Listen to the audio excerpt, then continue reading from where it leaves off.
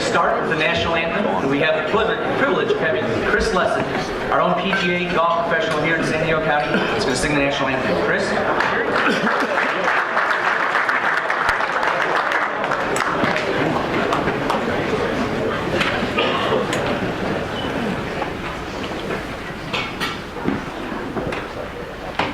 Oh, say, can you see by the dawn's early light what so proudly we hailed at the twilight's last gleaming, whose broad stripes and bright stars through the perilous fight o'er the ramparts we watched were so gallantly streaming, and the rocket's red glare, the bombs bursting in air, gave proof through the night that our flag was still there. Oh, say does that star-spangled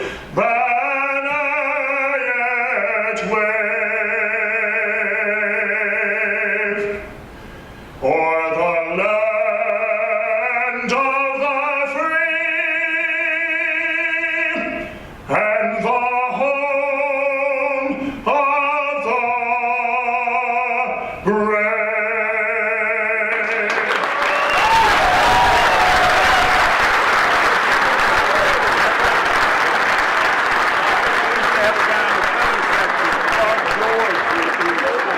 Chris, that was so impressive. You are a true talent, so thank you very much for that.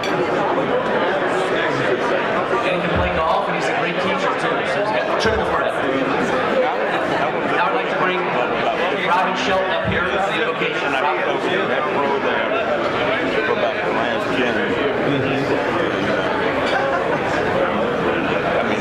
Thank you, John. Thank you, everyone, for coming to Rancho, Bernardo.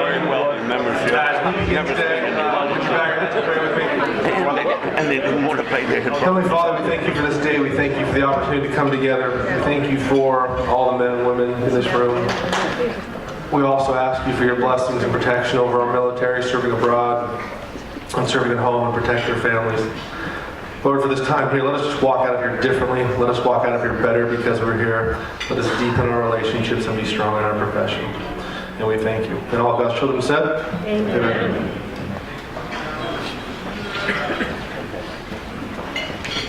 Thank you, Robin. Now I'd like to bring up Mr. Bill Gorey, President of the San Diego chapter. Bill?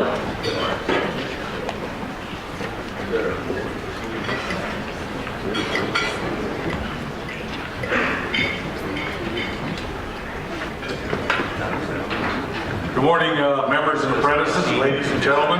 How about that Chris Lessons, huh? Is that pretty good?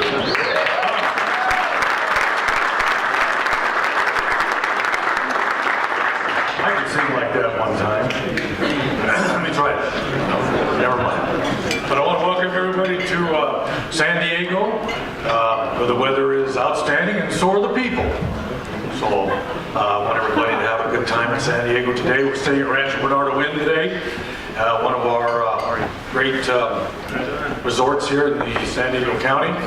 So enjoy yourself. I don't know if you played the golf course here or not, but it's not 10,000 yards, but it's fun to play and it's always in good shape.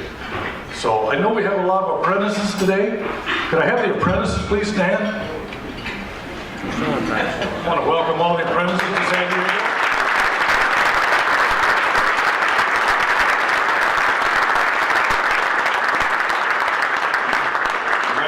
Make the meeting. Very nice. So on that note, I want to welcome everybody. Have a great day. Thank you.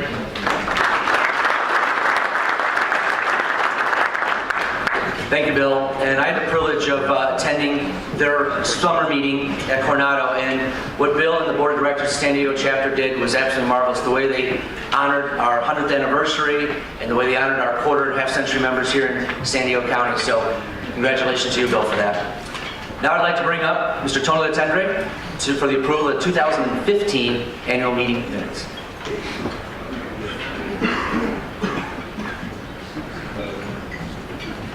Thank you, Mr. President. Good morning, everyone. Everyone has had the opportunity to review the minutes on scpga.com from the 2015 annual meeting. So if there's no questions or no changes, I'd like to call for a motion to approve those minutes. I do the net. Thank you, Mr. Foster. And can I have a second? Thank you, Mr. Manicos. Any discussion or any comments? Anybody opposed? Mr. President, motion carries. Thank you.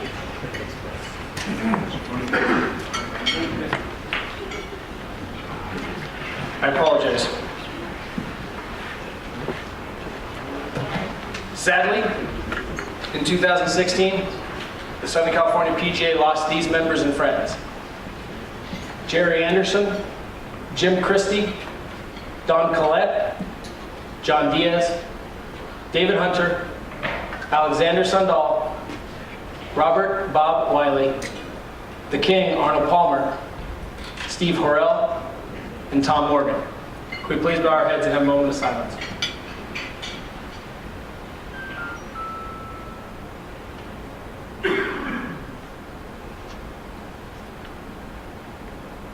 Thank you.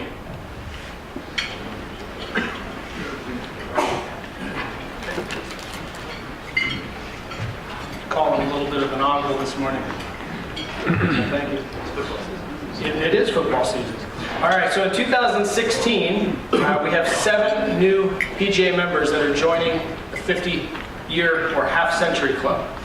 I'd like to read their names off.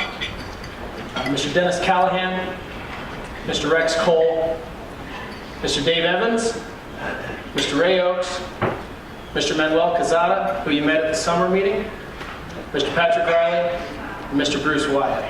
At this time, I'd like to have Mr. Riley come up and speak and get his plaque.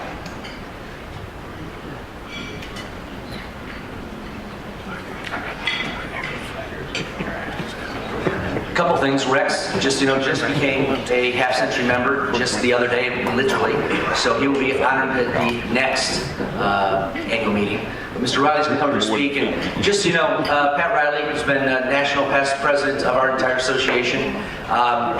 He's one of the most passionate people about our game of golf and our PGA. Just so everyone knows, too, he's had recent surgery. It's been a little challenging, but that's Pat's enthusiasm. He's never going to give up, and he's always going to make us a little better. So, Pat.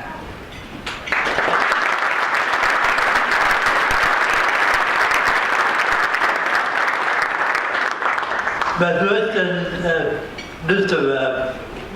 my heart to say, my mind is about further under the line. I'm going to do a little historical perspective of our session. The Southern California session has always been a motorboat instead of a rowboat. There's always been a head. At times it was that head, there's that trouble. I'm going to talk about a couple of those things. But after starting the session, we had the only executive secretary in the today. Not every session has a staff. She was Merlin O'Pace. Amen, simply, Mr. Dad in the room here, remember Merlin. There were times we did pay on the 15th of June, and Merlin took the pay for the previous 2 months. Because we didn't have the money. We didn't have the session, did not have the money to pay her. And then Ronald Turner became the executive secretary. And then Atchison became the secretary. Now we have the best executive secretary in the PGA. That's Tom X. Some other things happened along the way. We had a lawsuit. So the Rancho lawsuit. In those days, when you all come in here this morning, you picked up see the picture of the book. Well, back in the early 60s, late 60s and early 70s, if you didn't have the concession at the facility, you didn't vote. So I said to the club, because the idea was, from the testing standpoint, they had to have student event. And they made a decision that had to affect the livelihood, the club, and the amateur members. That's 10. Tradition is the enemy of fathers. That was tradition. And that kept us back by doing that. When I went down to the Southern Hills, and Tom Adams was playing the United Vet, and the Tom Lewis and Steve Rivera ran the facility. And then went to the Tom at concession. This is Tom Adams, past president of the PGA. One of the most dedicated PGA members I've ever met. Here he is. His dad was a PGA member. If we don't let him in the PGA, that was wrong. So the 10. Now that there's a city federal out there, everybody that's a federal should vote. And that's the right way to do it. The other thing that happened is, during that period of time, we had the same problem we have now. That's buying equipment, buying shirts. Howard Smith stood with it. But the dad that the day we had buying Torah in the state of California section. And we would go to a manufacturer and we would set the price for shirts. We were buying shirts for $7.50. That people that were burning the Torah were paying $12 for it. That doesn't sound like a lot, but at that time that was a big deal. Plus, we stopped inventory. And shipped to the set of items that I had, I sent over to them. But we worked together. The second worked together. It was very illegal. When I first started, every Friday we paid off. This facility was developed in 1963. I started up at Church in 1962. In North End of the town, there was St. Pendleton, up to the Country Club, Santa Rosa, and there was a doctor's up north, and that was it. And so there are policy. That's the only doctor's in the North End of the town. Now, this is what we have. It's 10. When I first come down here, that started that there was a guy named Art Fritz was the first doctor at Rancho Santa. And I came down here, I started that. I said, what the hell are they doing down here? And now it's 10. Just remember that, since it's 10. The PGA is 10. But it's still the 10. We're still waiting for the promotion of the job, so that you and I can do our personal and professional goals. And never forget that. The family comes first, the then comes second, the PGA comes first. The family comes first, the then comes second, and the PGA comes first. Thank you, and thank you for having me.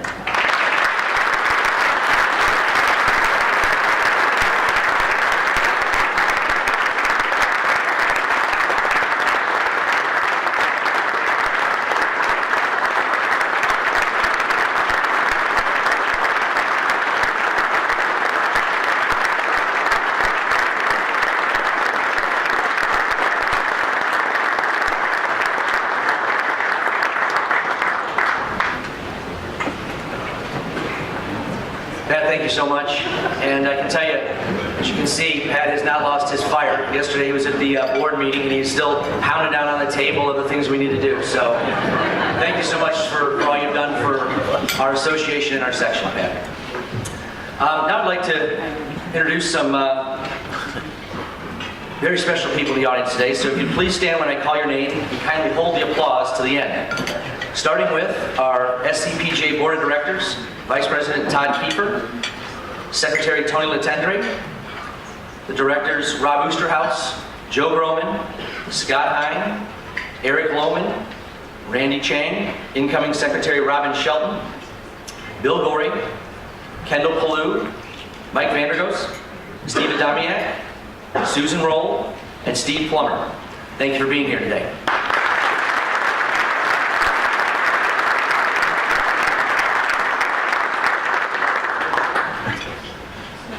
Now I'd like to introduce the Southern California PGA past presidents in attendance.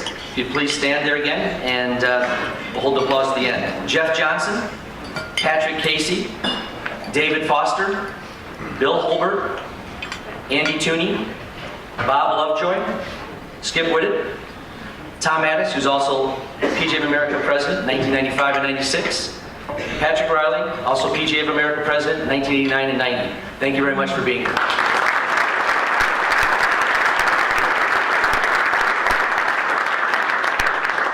Some other special guests we have. There again, if you stand when I call your name, and please hold the applause at the end. Our current president of the PGA, Mr. Paul Levy, Wes Wallahula, a good friend of our section and the executive director of the Aloha section. He traveled the farthest today, so it's very special for Wes to be here. He's part of our district and wanted to be here, so thank you, Wes.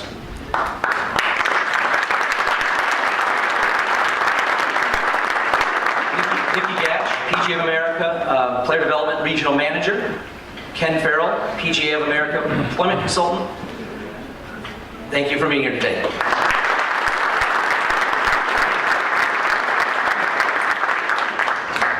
Next, I'd like to recognize some of our honored guests from our allied associations for being here. Starting with, from the Southern California Golf Association, their president, Keenan Barber, executive director, Kevin Heaney, as well as from the SCGA, Craig Kessler, Frank Moore, Kevin Gigex, as well as I'd like to introduce Bob Cluck from Canterbury Consulting, and Julie Altschulter, president of the WSCGA. Thank you very, very much for being here today.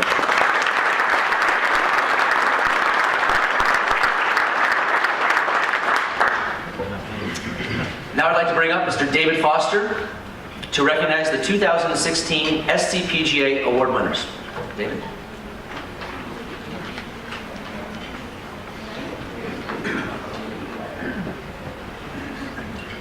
Good morning, everybody.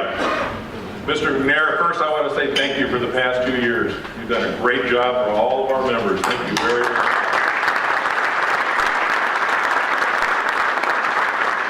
I definitely first want to thank our committee. I've served on this for many, many years. I've been the chairman the last 4 or 5. There are many of you out here that have served on the committees during that time. They come very prepared, and they've done a great, great job. But really a special thanks to Sharon Kirkman. I know you're back there somewhere, Sharon. She gets us all the info. We had 142 PGA members nominated this year. She gets us all the paperwork in an orderly fashion. It's just fabulous, and then the committee does the rest. But last night, we had a special night where we honored our winners. They're not going to get to speak today, all except for our Golf Professional of the Year. What I'm going to do at this time is I will name off the winners, and please hold your applause to the end, and then at the end, our Golf Professional of the Year will speak.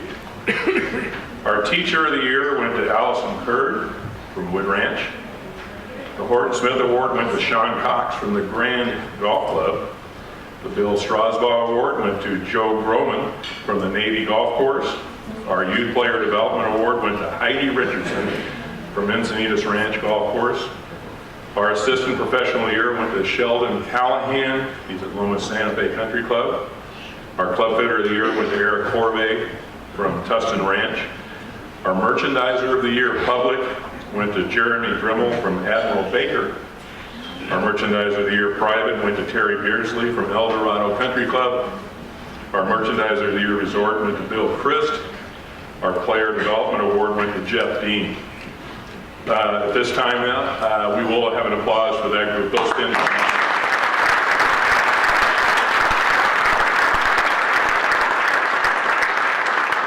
Now at this time, we will bring up our Golf Professional of the Year, Robin Shelton from Seacliff Country Club. Robin, come on up.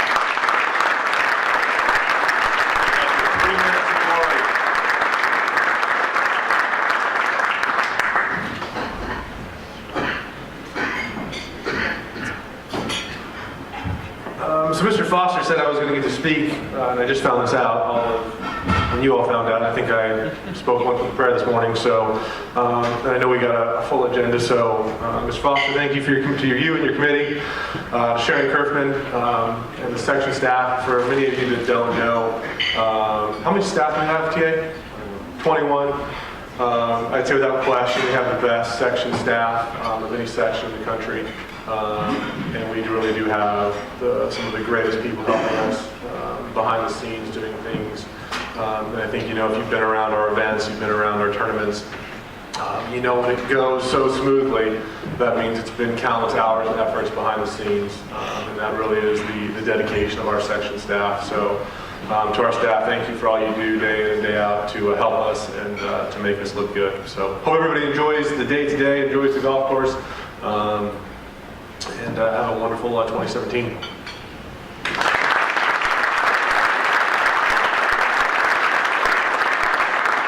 It's time I'd like to invite up Todd Kiefer for our next presentation.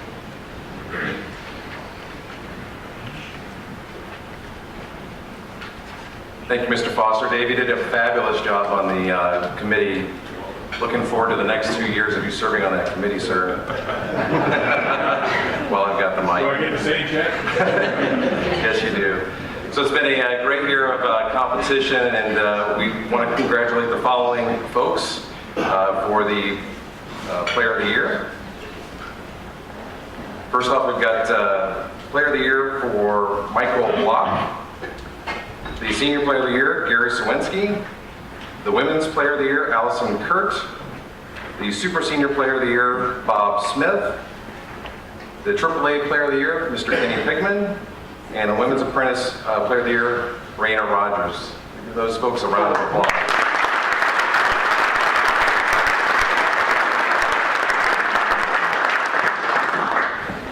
The major champions for 2016, Mr. Kenny Pigman, Section Championship.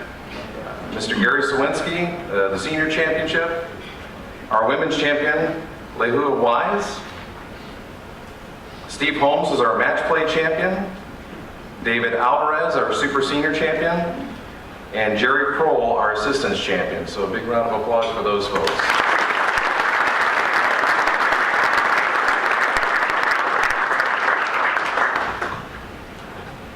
Finally, we've had we will have four team events coming up. So if anyone that's on these teams, if you could please stand and be recognized. We know that the AAA North-South Cup matches this year again winning, and the Senior Cup Challenge winners were victorious this year. But anybody in the Honors Cup matches or the Women's Cup matches, will you please stand up and be recognized for your team efforts, please? Any of those players that are here? Again, great job, and good luck to the other two for the women's and the honors matches coming up here this week.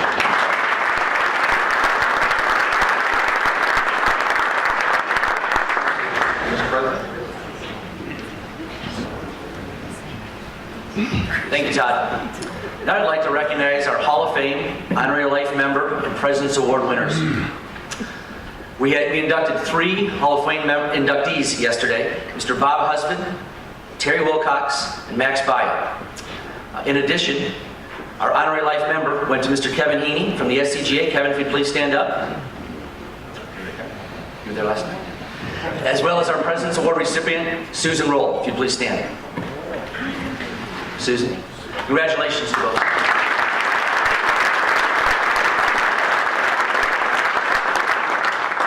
Now I'd like to introduce the team here at Rancho Bernardo Inn, starting with Brian Penfield, our PGA Director of Golf, Chris Heyman, the Golf Course Superintendent, and Jocelyn Kraus, the Food and Beverage Director.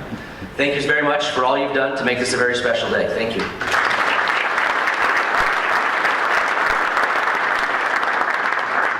Now I'd like to bring up Nicole to introduce our sponsors for today.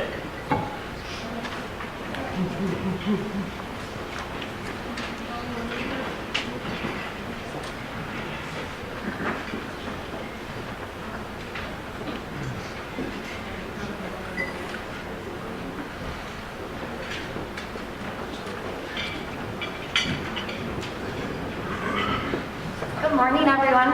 How are y'all doing today? Good. I like that. Yay.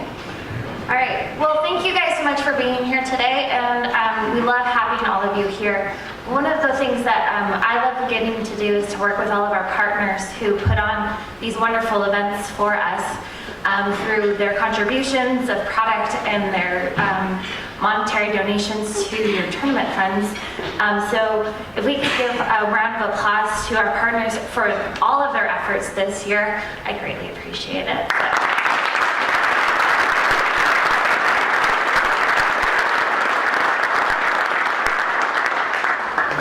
If we could recognize Club Car as being presenting sponsor today. I know Cliff Carr is in the building, yes, somewhere? He's right over there. Thank you so much.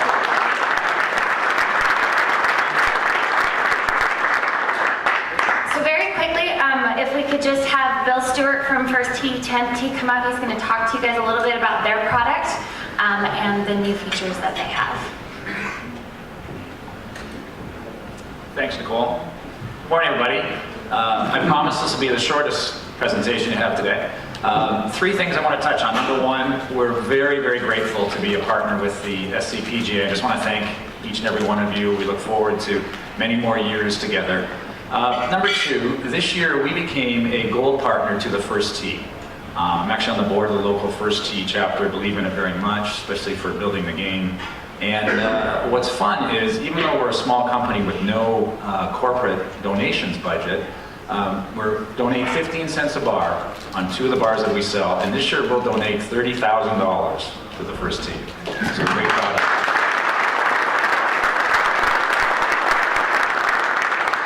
And lastly, just some fun news. I actually developed these bars 15 years ago. It makes me feel really old when I say that. But at that time, nobody really cared about high fructose corn syrup or artificial ingredients. So each year I tried to take them out, but was never happy with the product.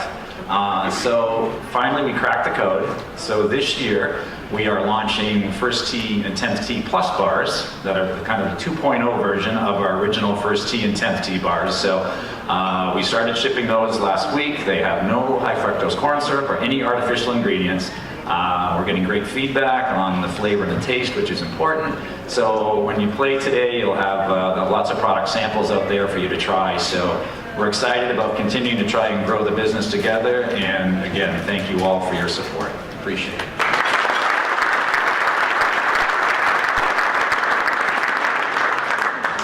Thank you, Bill.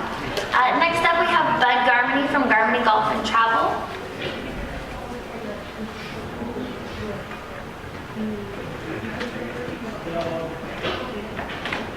Thanks, Nicole, and we want to thank the entire section and all the PGA professionals for having us here today. We're really excited about today's event. We're going to give away an Ireland bucket lift experience.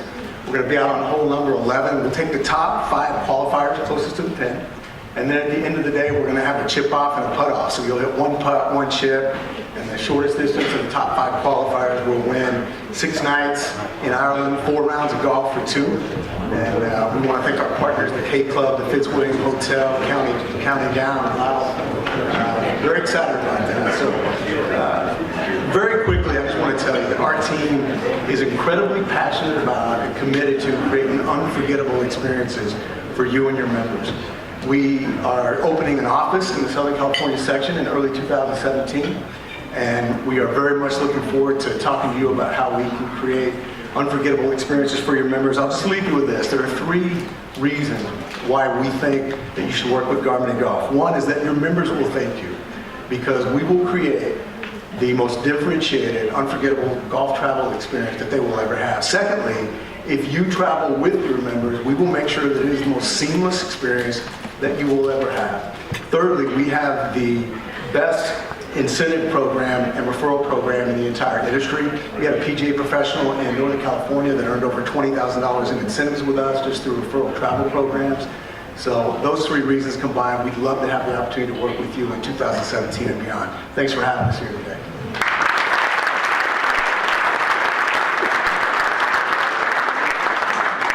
And last but not least, we have Mike with Golf Scorecards.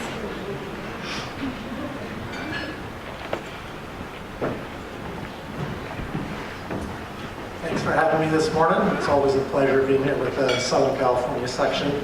I think we've been a sponsor for probably about 10 years or so. It's been a fantastic relationship. We look forward to keeping it going for many years to come. Thank you to all of you who have sent your business to us over the years. We certainly appreciate it. For those of you who haven't worked with us, we'd love to have the opportunity to send you some of our samples and pricing when the time is right, next time you're looking at printed materials. But I did want to just mention briefly, we have been working on a video for the last year or so, all about scorecards. And we recently got the okay from the PGA. They worked with us and gave us the okay to offer this to all of you for a education credit.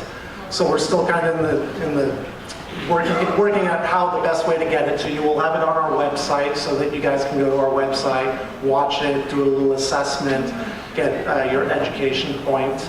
It will be for free. We're not going to charge anything for it. And we're going to work with the sections and try to figure out ways to maybe implement it into some of your education meetings and seminars. But it's something that we really want to do, and we're pretty happy with it. It's covers everything from branding to how to incorporate a combo tee into your cards, and we even discuss economics about ordering and all that good stuff. So once again, it's great being out here. Everyone have a great holiday season, and I hope a great 2017. Thanks.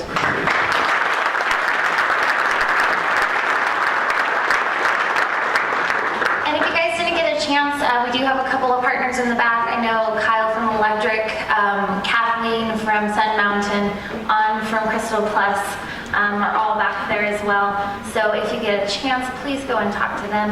And everyone, please enjoy your day. Thank you.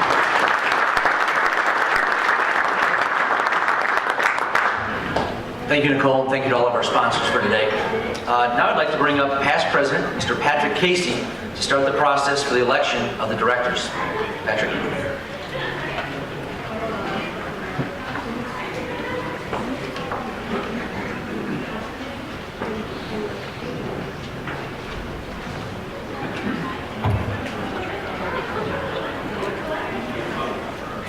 Good morning. At this time, we'll start the process for the election of our next slate of board of directors.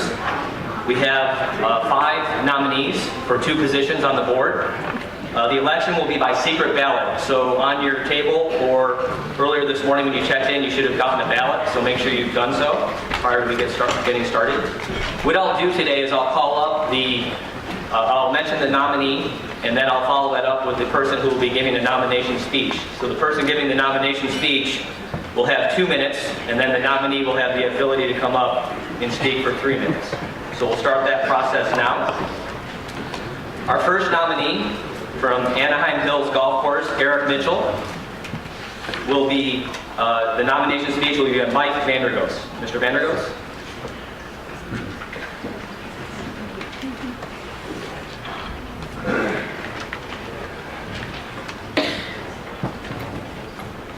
Good morning, ladies and gentlemen, apprentices. A lot of people here, and congratulations again to all the award winners. And again, thank you, Mr. Casey, and to the section staff for putting all this together. Mr. McNair, thank you very much for your service, and we look forward to the next 2 years. I'm extremely privileged to be up here and to speak about Mr. Eric Mitchell, somebody who I've seen over the last couple of years grow and mature into a golf professional.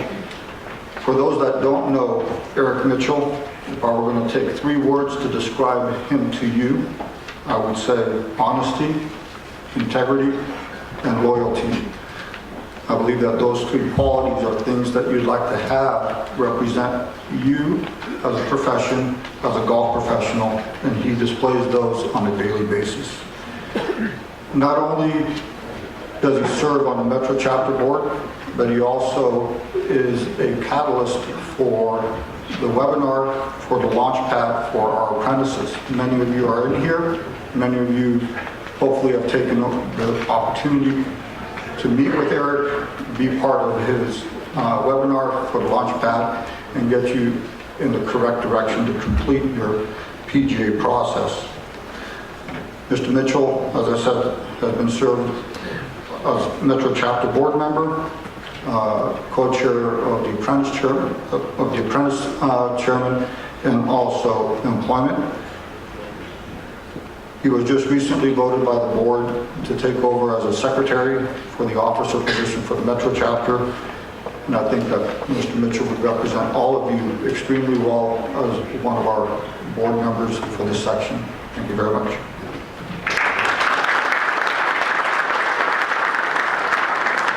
At this time, we ask nominee Eric Mitchell to come up to give a speech, 3 minutes.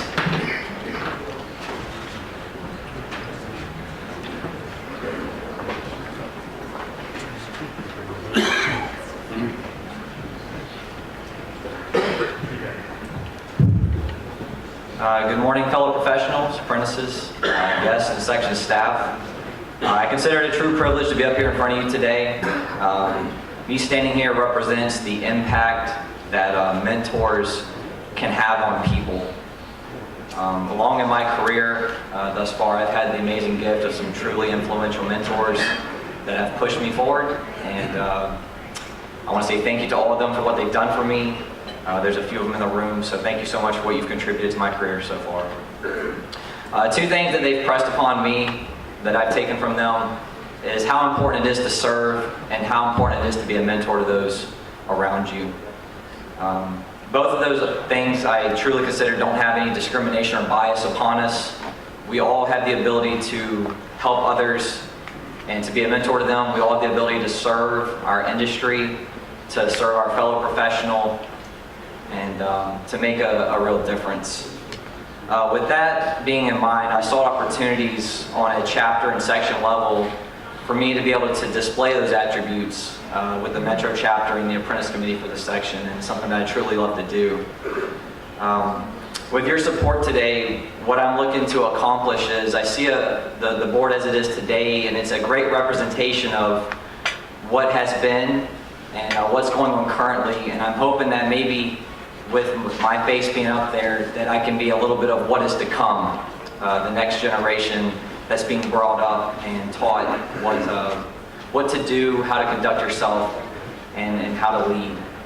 My goal is to be an example for those that are my age who maybe are a little hesitant to serve, looking to maybe find their way in and how they can maybe contribute. That's really the goal of me. I want to create something of a next steps beyond our orientations where these guys can seek somebody similar to them in age and say, you know, why do you have so much passion here? Why do you want to do this? And maybe some impact from somebody that can be more relatable with where they are in their careers. We'll show them that they can contribute, they can make a difference, and that serving is really one of the most important things that we do for our profession. So what I'm asking is that with your support, maybe we could start this next 100 years on a really good note, and by adding me to the board of directors. So I thank you for your time. I thank you for everything that has been done for me thus far, and for your consideration. Enjoy the rest of your day, and thank you so much.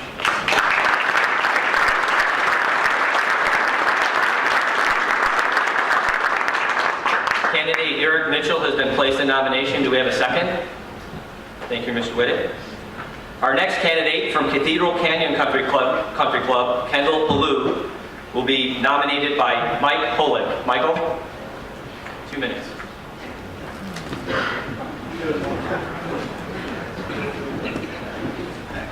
Thank you. I'm here to nominate a man that has served the Desert Chapter and its professionals for the last 8 years.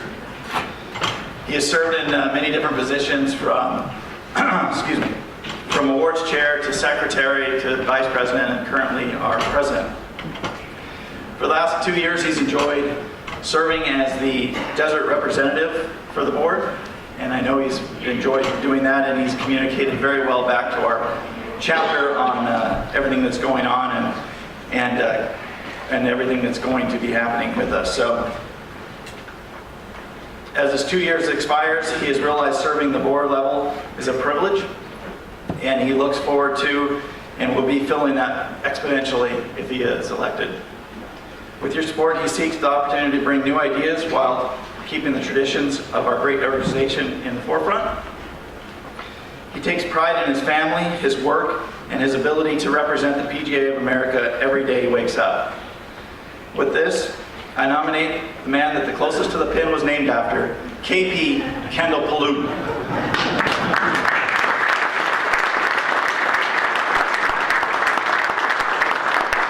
At this time, we ask candidate Kendall Palou to come up and speak for 3 minutes. Kendall? So at this time, Kendall is going to be going around and he's going to spend the next 3 minutes handing out some handouts, and instead of boring you with a little speech about himself. So if you could refrain from opening the handouts at the meeting here, unless Mr. President, Mr. Levy says so. Thank you.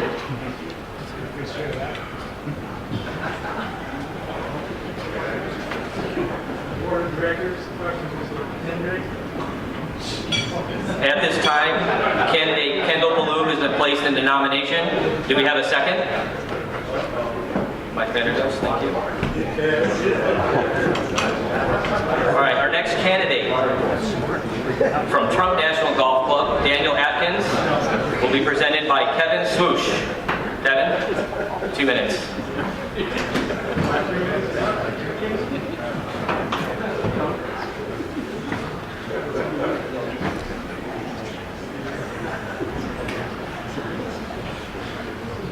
Good morning. First, I'd like to thank the section staff and all of our sponsors for making meetings and tournaments like this possible. Thank you. Secondly, my name is Kevin Swash, for those of you who do not know me. I'm currently at Shady Canyon Golf Club in Irvine, California. Prior to that, I was the first assistant at Trump National, where I had the pleasure of connecting and getting to know Daniel Atkins. He asked me to speak on his behalf, and of course I agreed. We hired Daniel as an intern from the University of Colorado, and he did such a wonderful job, we asked him to come back and do a second internship. His second internship was more focused on the role of an assistant professional, heavily involved in merchandising and outings. He did a wonderful job. He was always the first one to work and the last one to leave once all the tasks were complete. It did help he lived on property. Daniel did a great job, such a great job that we offered him a full-time position excuse me, after graduation, and the rest is history. When I left Trump National, Daniel essentially took my position there and became the first assistant. He became our go-to guy at the golf course. He is a leader, he is honest, he is trustworthy, and extremely reliable, and very professional in all aspects of golf. He may appear young and somewhat inexperienced maybe compared to some of the other candidates, but for what he's lacking there, he has a thirst for knowledge and experience. I know he will give 110%, and he will be willing to make personal sacrifices for the greater good of our organization. He was involved in the PGM Student Association and understands the importance of serving the section. I'd like to take this time to say thank you, Daniel, and bring him on stage. Thank you, everyone. At this time, candidate Daniel Atkins for 3 minutes.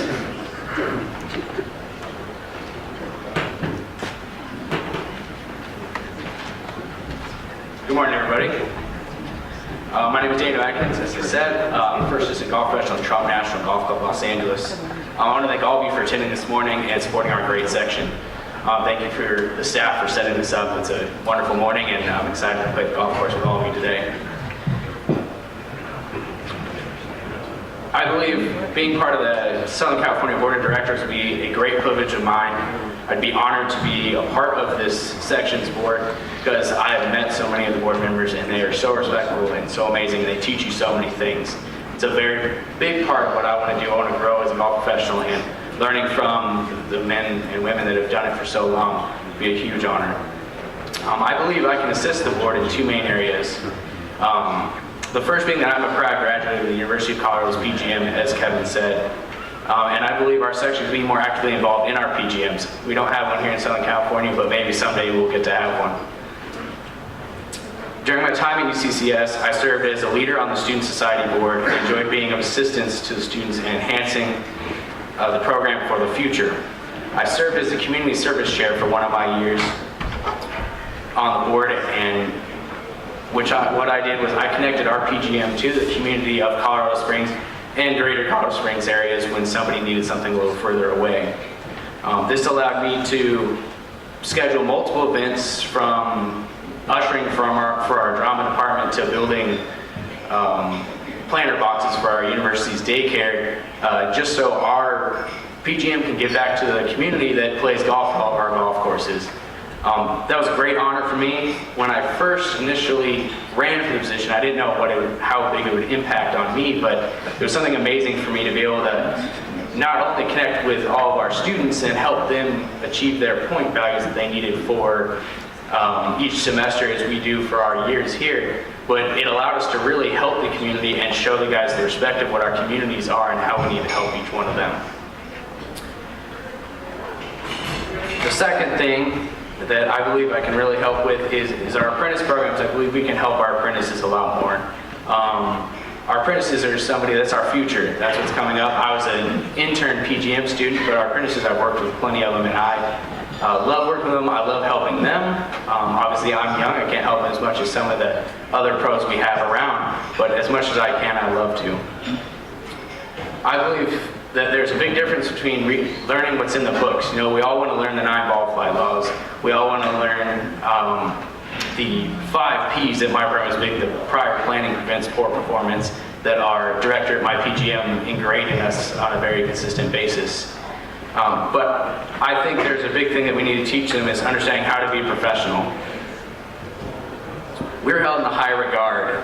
Some people kind of forget once you become a pro for a long time that it really means a lot when, say you're Mr. Alston, that your club comes in and says, "What's up, pro?" It's something really important, like you are his pro. It's something you're held in very high regard.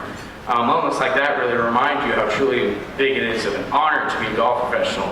I want to ensure that our future at SCPGA continues to respect that honor, that we're called professionals, and I want to help our apprentices understand that. Again, thank you guys for all being here today, and have a great day on the golf course too.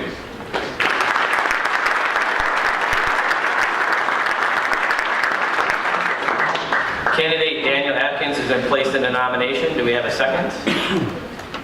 Tony, thank you. Our next candidate, coming from the Journey at the Changa and Talega Golf Club, Randy Chang, will be introduced by David Foster. David.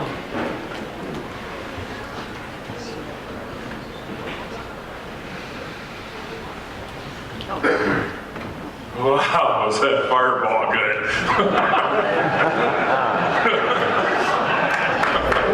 No, really. No drinking in our meetings, folks. That was a unique way to do your 3-minute speech, by the way. Anyway, I'm honored to put the name of Randy Chang in for his second term as a board of director. Randy's done a lot of things, and I'm not going to go through the list. He's won 11 awards.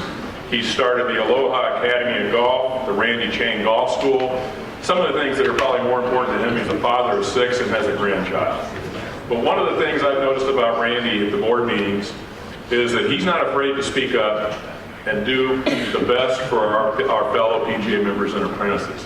From day one, when he first went on that board, he wasn't intimidated, and he has spoken up for each and every one of you. He has a passion, and his passion is player development and teaching. I know that touches a lot of you out there. Player development, what more can we do to help grow our game? And he really does speak well for that.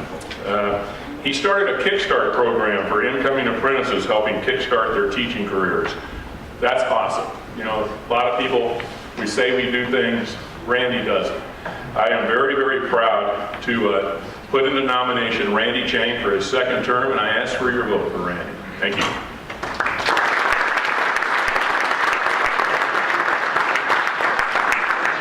At this time, Randy Chang has been placed in the nomination. Do we have a second? Mr. Holbert. Our next and final candidate, a life member active, Derek Hardy, will be introduced by Joe Groman. Joe? Oh, I'm sorry, Randy. Randy, I apologize. Randy, you have three minutes to speak. Come on.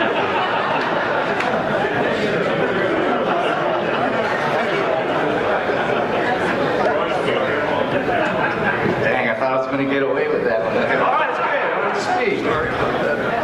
But Dave, thank you very much for that and the nomination. For those of you that do know me in this room, this really isn't my forte, speaking up in front of large crowds. I'm also, that people know me, I have a problem when they restrict me of how long my speech is going to be. But I will stick to that today. Anyways, kind of what they said, I feel like I'm more on the shyer side, more soft-spoken, as we've learned in Hawaii with Wes coming from Hawaii. But I do like to get things done, and I feel like the first 2 years was just getting comfortable within kind of the intimidation factor of the people that are on this board and our officers. But what I've learned the last 2 years has been priceless, and I want to also congratulate all the people that are on this board that are stepping up to want to get involved, because I think that's the biggest lesson that I've learned over the years that I've been a golf professional. So I feel like I'm just getting started. The Kickstart program is with Tony Latendre, who helped me get this thing started. It's something that I want to really polish, and maybe something that will help, especially our apprentices and the people that are getting into our industry, to give them that mentorship. So appreciate your support, and let's make the PGA great again. And build a wall.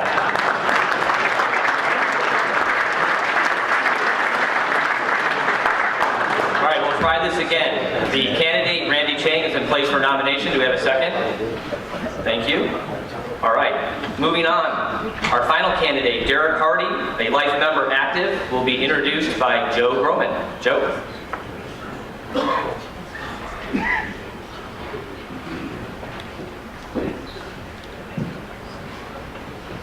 Good morning. How about all these apprentices?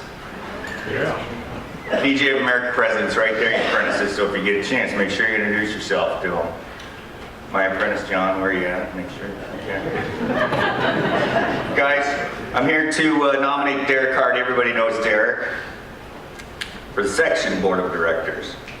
First of all, Derek Hardy has the experience. He's been a member of the PGA for 56 years. I know, right? Over this period, he's had a tremendous and honored career. He's been president of the South Carolinas chapter and our own Metro chapter. He has served on our section board of directors and been on or chaired 12 different committees on the chapter, section, and national level. He was on the PGA of America education faculty for 18 years. A few of the awards Mr. Hardy has won include the SCPGA Teacher of the Year, which is a monster award, Bill Strasbaugh Award twice, and Horton Smith Award 4 times, including the National PGA Horton Smith Award in 2009, and those national awards are very hard to get, so that's pretty awesome. Secondly, Derek Hardy, he has a commitment. I know Derek, he's been with me on the Disabled Golf Committee for years. He goes down to all the Wounded Warrior clinics. He's at all the Disabled Veteran clinics. He's there for all our junior blind, special ed clinics, and disabled clinics. And he does a phenomenal job at all these clinics. So I have a personal interest in Derek. He's a great guy. Lastly, Mr. Hardy has the time. He recently retired. One thing I've learned about being on the board, it takes a lot of time, and Derek Hardy has the time to do a great job on the section board. So Mr. Hardy has the experience, he has the commitment, and he has the time. For these reasons and the fact that he is an honored and dedicated golf professional, I ask that you give Derek Hardy your vote today. Thank you.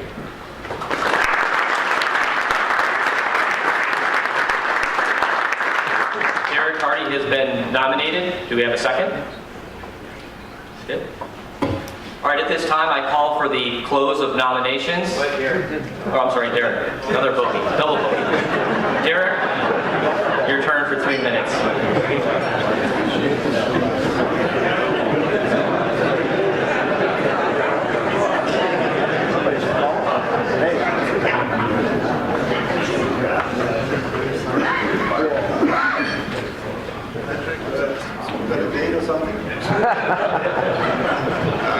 Ladies and gentlemen, it's an honor for me to stand here before you and to request your vote for the board of directors. If you know a little bit about me, I've been in the golf business since I was 15 years old. I turned pro in England and came to this country with my brother, my older brother, by the way. And we came here in 1958. And John has stayed in California for all his time here. I've traveled the world, and you know, the golf has been really good to me. I've had a great career. Working with the PGA, I was served on their visitors faculty for 18 years, and that was just a terrific thing to do because, you know, we got to meet and work with different professionals and go around the country and help other professionals to get into the business. So that was exciting there. I served on the Carolinas section board. I've served on the Southern California section board, and now I'm semi-retired. Life member retired, no, life member active, which means that I'm working a little bit, but only a little bit. So I've got a lot of time to be able to give back to the association. And I don't know if I'm retired or retarded. I haven't quite figured that one out yet. But I do have the time to do it. I want to keep giving back to a business that has been so good to me. So I ask for your vote. Thank you.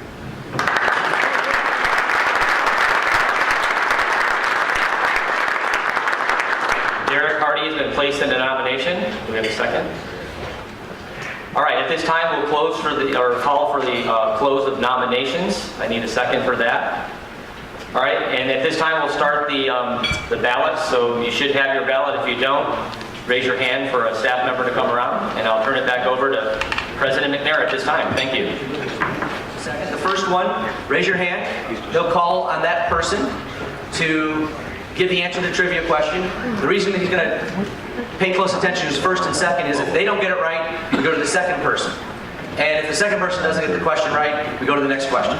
So that way we just can't keep looking, especially millennials, pretty quick with your thumbs on checking out Google. So. All right, with that, let's get it started here. $100 bills. We have Junko and Bryce are going to be handing out the cash. Junko over there, Bryce. So here we go. First one. In what year was Horton Smith elected president of the PGA of America? Way in the back. 1938. No. Is there a second hand? There's one back here. 1932. No. It was 1953. 1953. But another question on Horton Smith. What year did he win the Masters? Back in the back. 34. That is correct, Mr. Ross Marcano.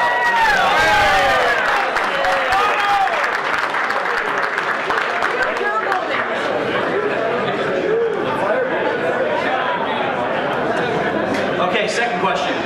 Tom Addis, Pat Riley, and now Paul Levy have served as presidents of the PGA America.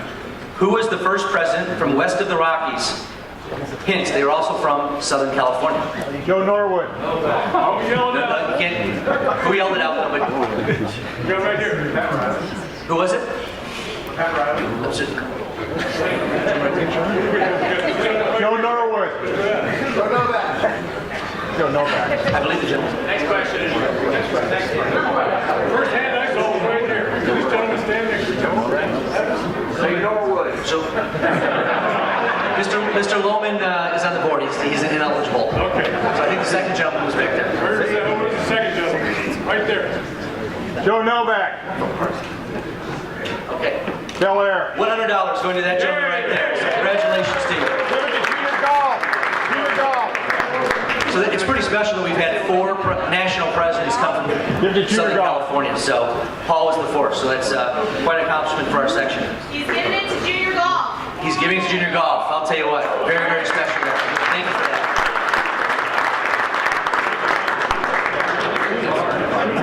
Okay, third question.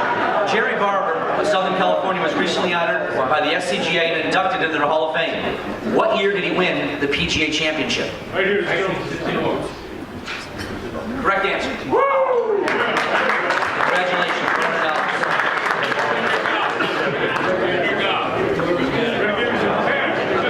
Fourth question.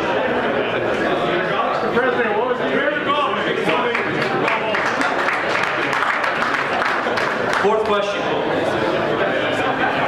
What was the year in which the Ryder Cup first was contested?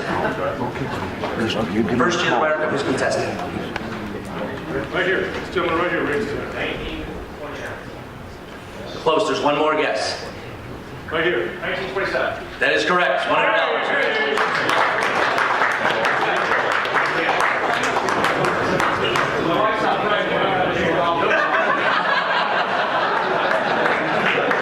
Congratulations. Fifth question. We're going to do this twice, this round and the end. So everyone has got to stay for the entire meeting so you can win more money later. That's how you figure out engagement right there. All right, next. How many times has the Ryder Cup been played in Southern California? Right here. That is correct. The courses were Thunderbird and El Dorado. Congratulations.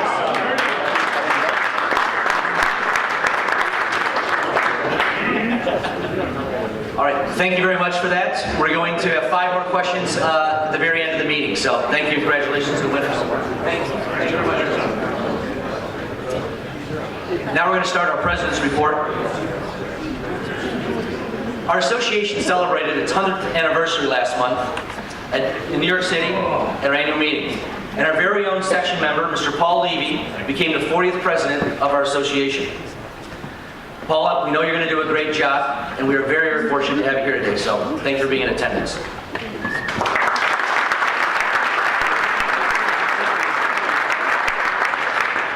A new addition to our strategic plan this year was member engagement. Today, though, the area I want to talk about is apprentice engagement. I want to start by reviewing some stats of what's happened nationally over the past 10 years. And I believe this is personally very important. This is why I wanted to bring this up, because I'm very concerned where we're going for the future. As you can see, since 2006, we've seen a 41% drop in apprentices that did not come from PGM schools. We've seen a slight 12.5% drop in apprentices that did go to PGM schools. Granted, these stats are concerning. This is why engaging with members and apprentices needs to be a focus for our section and our association's future. In order to better engage apprentices, the section this year did something a little bit different at this annual meeting. First, we invited all the apprentices and their head golf professionals to the meeting.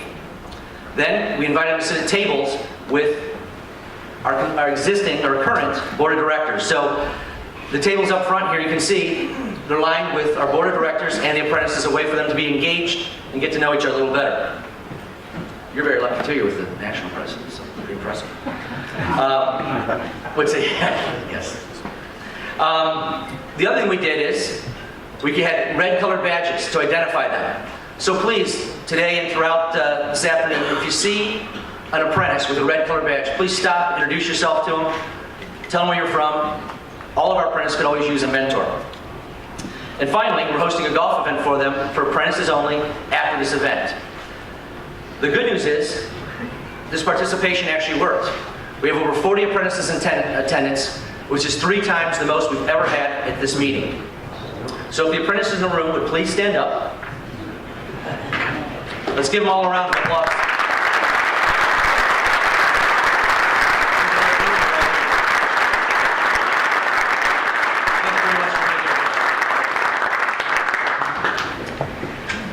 Now I'd like to talk about our allied associations.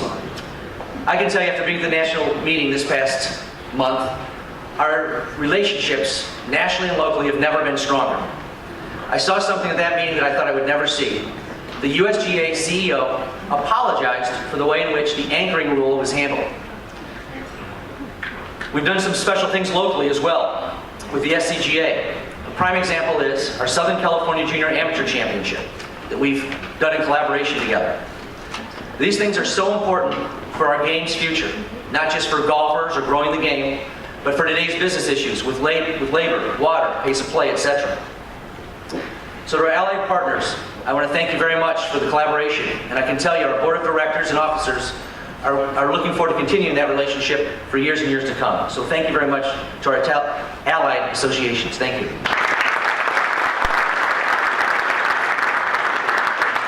One more note on that, and I said this last night at the President's dinner, but one thing I've learned over the past few years, there is no one association that can grow this game. It's going to take many, many associations. It's going to take a village to do it. So it's been very special for me, the relationship with the SCG and all the co-op things we're trying to do together. It's the way we're really going to grow the game, because I can tell you the PGA can't do it alone. We need to do it all together. So thank you once again. Now, I'm going to turn it over to Vice President Kiefer for his report. Thank you.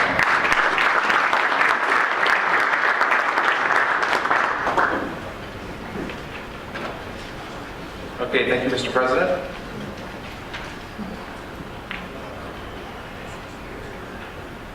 Wonderful graphics from the team. This balance sheet represents our third quarter results or financial position effective September 30th of this year. The overall health of this section remains to be quite strong, and our budget is coming in pretty close to what we had anticipated for this 2016. The section officers and board met yesterday and approved the 2017 budget, and we often like to highlight where some of the money goes, and so we're often asked. You can tell by the amount of green fees and purses and food and beverage that we're paying out. A lot of good money coming in and a lot of good money going out to those that are participating, and looks like 2017 should be a very, very solid year as well. At the bottom, you'll see the 2017 investment allocation, which is the 4%. The board approved a few years ago to use that money to help underwrite many of our programs, and so $385,000 will go into the budget for next year.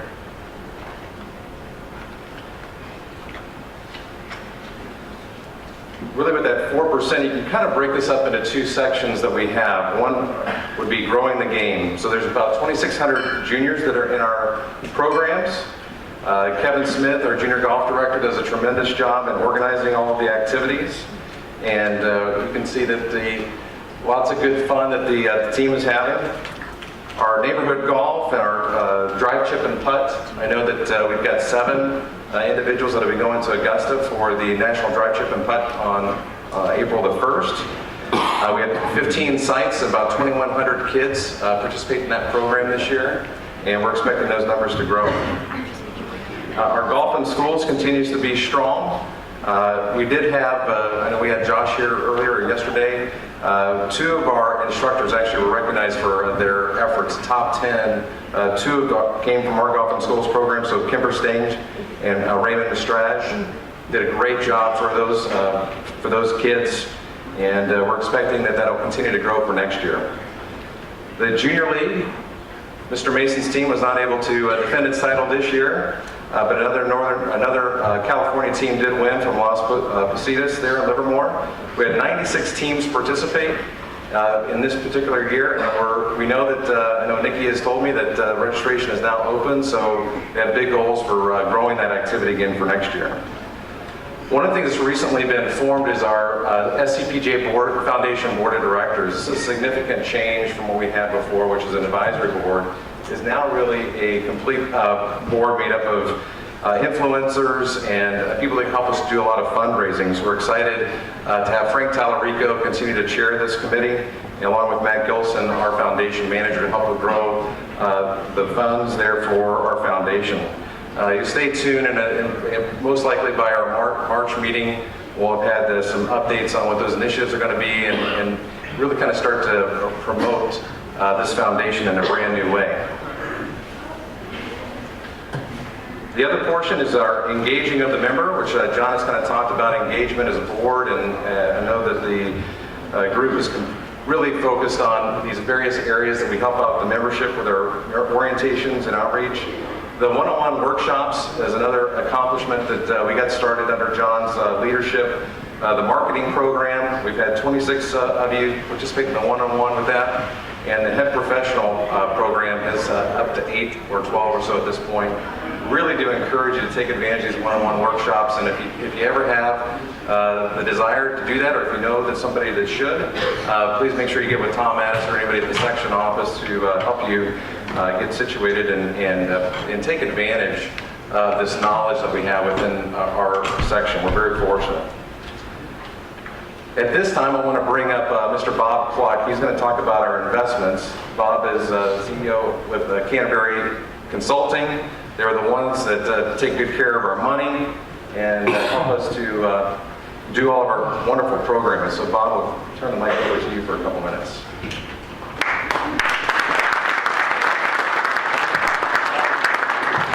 Good morning. I had a little thrill this morning as you were doing the nominations. I saw the name Derek Hardy up on the screen.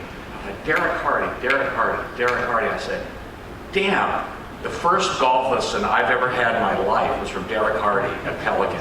It was about 15 years ago. A friend of mine who was a member of the Vintage said, I said, I wanted to learn how to play golf. There's only one person that you got to go to, it's Derek Hardy. So I went and talked to him at the break. So that was a thrill for me. I still think every time I play out how to hold a golf club.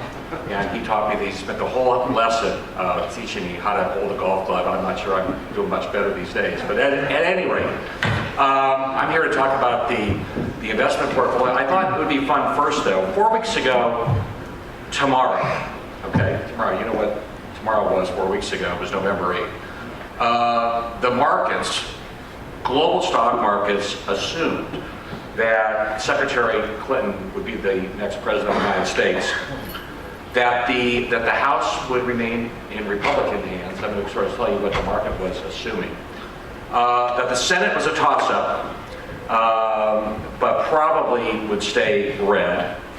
That a President Clinton would, in general, extend most of the current president's programs, although she did support infrastructure spending in her campaign, but probably more of the same for 4 years. That the Fed was likely to raise rates in December, unclear as to what they would do 2017 and beyond. In general, that interest rates would stay lower, I would say, for longer. That taxes would be lowered on the middle class, and I would say the lower tax rates, but it would be raised on the upper income brackets. Unclear as to what would take place with corporate cash offshore and the corporate tax rates.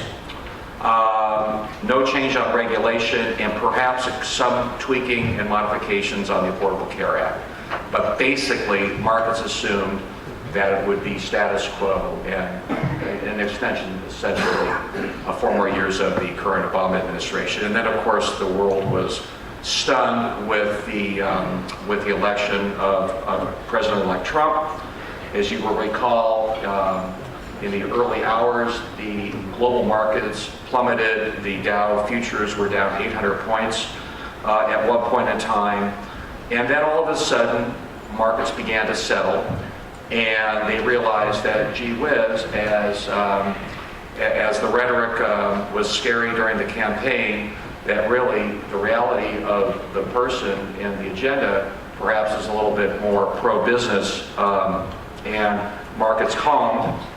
And if you see what's taken place since November 8th of 16 through literally right this second, markets are up dramatically, led by financials, materials, industrials, a little bit of leakage in some of the technology names, but the Trump acceptance by the global financial markets has been somewhat positive, primarily because of, in general, Trump's philosophy is pro-growth, less regulation. This is not a stump speech, by the way. I'm telling you what the markets are doing. Strong fiscal stimulus to the tune of at least $1 trillion to $2 trillion. Strong immigration, tax reform. You've already seen that. Tax reform both on the individual level and on corporate tax reform, significant. Obviously more protectionist, as you've seen from the Carrier decision of last week, the subsidiary of United Technologies, and the rhetoric on Rexford this morning. And probably much more oriented at reversing some of the executive orders, and with the appointment of Health and Human Services, probably changes with the Affordable Care Act. So it's a big change. The implications most likely will be higher deficits, higher interest rates, higher growth. That's why you see the financials doing much better. The Federal Reserve could, in fact, be more aggressive if the economy gets stronger, i.e. interest rates move higher, and you will obviously, I think, see a significant amount of regulatory reform. So, I thought it would be interesting to look at those charts. This is what we at Canterbury call a heat map. The heat map says, where the heck are we? And the economy generally, is in 4 quadrants. You have a recession, which is contraction. You have manic growth, which is kind of like in the early 2000s when everybody needed to own tech, media, telecom stocks, where the markets were exuberant, where you've got times when markets are panicking, like the 2008, 2009 financial crisis, and then you kind of got normal growth. Well, I would argue, and we kind of try to put a box around where we think the world is right now. And I would argue that in the last several years, the U.S. economy has been slogging back and forth between what I would define as contraction and normal growth. And you've seen the stock market up 8 years in a row. If we finish up this year, this will be the 8th year of a positive stock market. That's really kind of long in the tooth because rates have stayed low, and it's allowed stocks to be really treated as the really only alternative. So I think what you're going to end up seeing with this new administration is the market at some point is going to have to break away. Either we're going to have higher growth, and that will mean higher earnings, which intuitively means that's probably good for stock prices. But keep in mind, if the economy begins to see inflation beginning to pick up, it's quite likely that the Federal Reserve may feel that they are behind the 8 ball. They raise interest rates, which historically has cooled the economy, and that has not necessarily been good for stocks. If he puts walls around all of our international trade and we become more protectionist, then it is conceivable that the global economy could suffer, and we kind of move into that lower left-hand quadrant. So I think it is very premature to, take a position whether this is going to be great or whether it's going to be very deleterious to financial assets. So I think the rubber will meet the road post January 20th inauguration, and when we begin to see legislation starting on the floor of the U.S. House of Representatives, ultimately going to the Senate. That's really when the true test is going to be. So that's my preamble. Now we can click to the next slide, which is most important for you all, which is how did my money do? So this is performance through the end of October. I will tell you that through today, December 5th, it's just going to be better news. November was a strong month, and it's very hard to see, but essentially we're overseeing about $9.5 million. The strategy in the portfolio is to have about 60% of the portfolio in what we call global equities. That's 35% of the U.S. stock market, 25% outside the United States.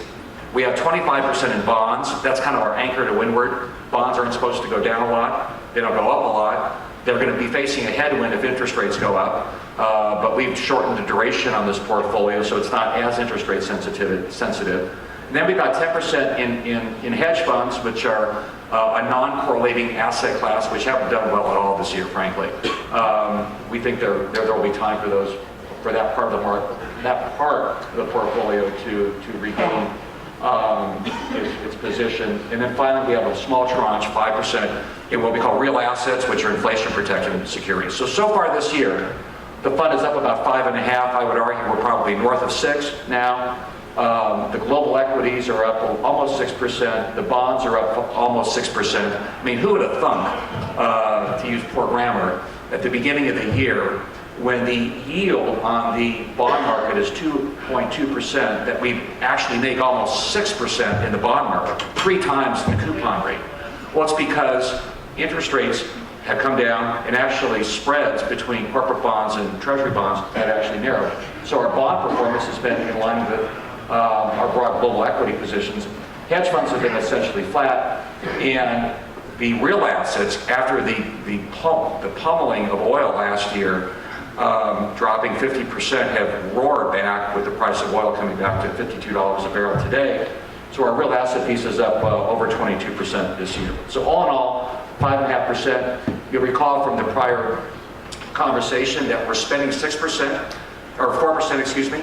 So the way we think about that is we want this portfolio to grow on an inflation-adjusted basis. So if inflation's 2, you're spending 4, we need to get 6 net. If you look at the far right-hand column right over there, since August of 09, 6.3% has been the net annualized rate of return, net of all fees. So if you take the 4% away, inflation has actually been lower than 2. Don't take that to the bank going forward. I think we're probably going to be higher. And so the portfolio is doing as it is designed to do at this point. So that's my short, cogent, succinct report. I'm happy to answer questions on here, or you can throw me out, you can resume your meeting so you can go play golf. Okay?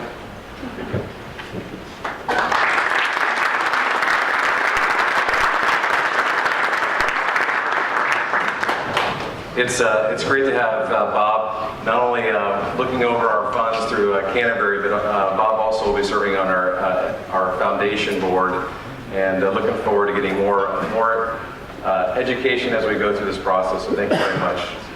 At this moment, that concludes my report. I'll turn it over to.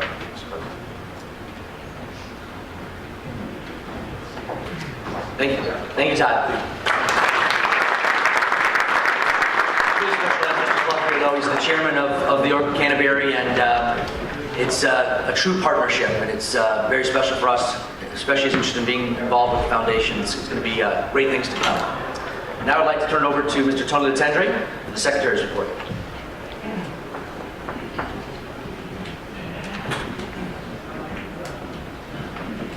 Thank you again, Mr. President. As you can see by this slide, we had 22 members join the Quarter Century Club this year, celebrating 25 years of PGA membership. If you see your name on this list and you're in this room, would you please stand and be recognized? 25 years of PGA membership, newly elected for 2016 class.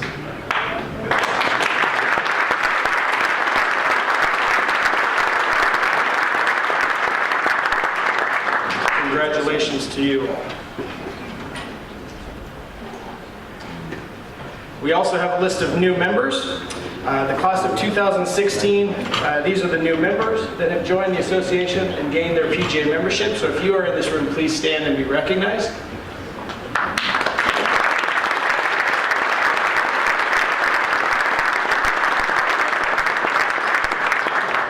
Congratulations to you all, and I wish you the best in the rest of your journey. One of the great things that I get to do as the secretary is I serve as the apprentice chairman for our association. So I get a chance to meet all of the new apprentices as they come through when they attend our orientations. We do 6 orientations a year, really exposing them to what they're about to embark upon. That is quite a large list. If you are in this room and you are a new apprentice for 2016, I would appreciate if you would stand and be recognized.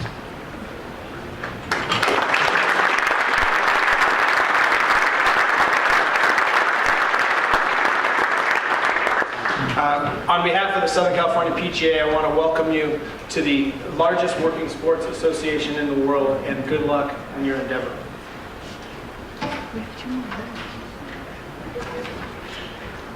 This next slide, as you see it pop up here, it just gives the stats for our section. We currently have 1,677 members and apprentices in our section. We're actually down 23 from where we were last year. The makeup is 1,342 members and 335 apprentices. We are the 3rd largest section in the country, behind the Carolinas section and the South Florida section. The graph here shows our breakup by chapter, and you can see the percentages there in the middle show by classification.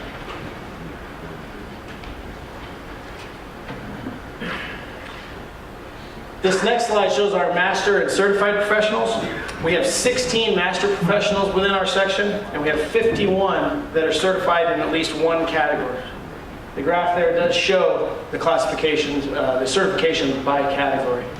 Whoops, hit the slide. Go back, go back.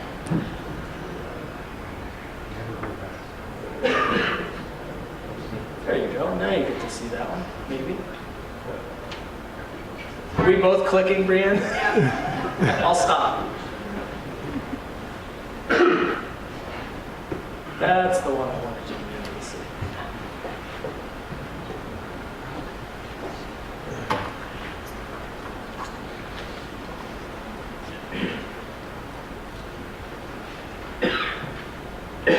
Are any of our master or certified professionals in the room? I'd love for you to stand and be recognized as well. I know Robin's here. He's a master professional. No, certified.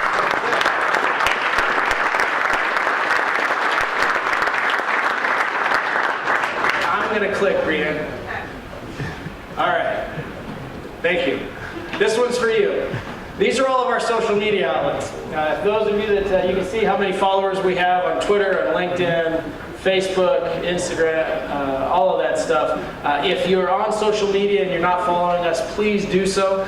You'll find a lot of information out there, a lot of fun information. One in particular in Facebook that I would like to mention is our Teachers Huddle. It's a place that you can get information, ask questions, get answers to your questions, those things. So if you don't follow us, please do.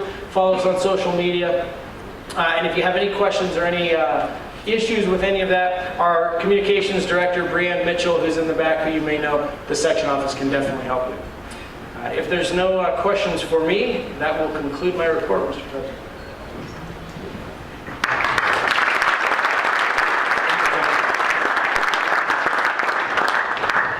Now we have the privilege today to have the current PGA president, Mr. Paul Levy, who's going to speak to us. Paul?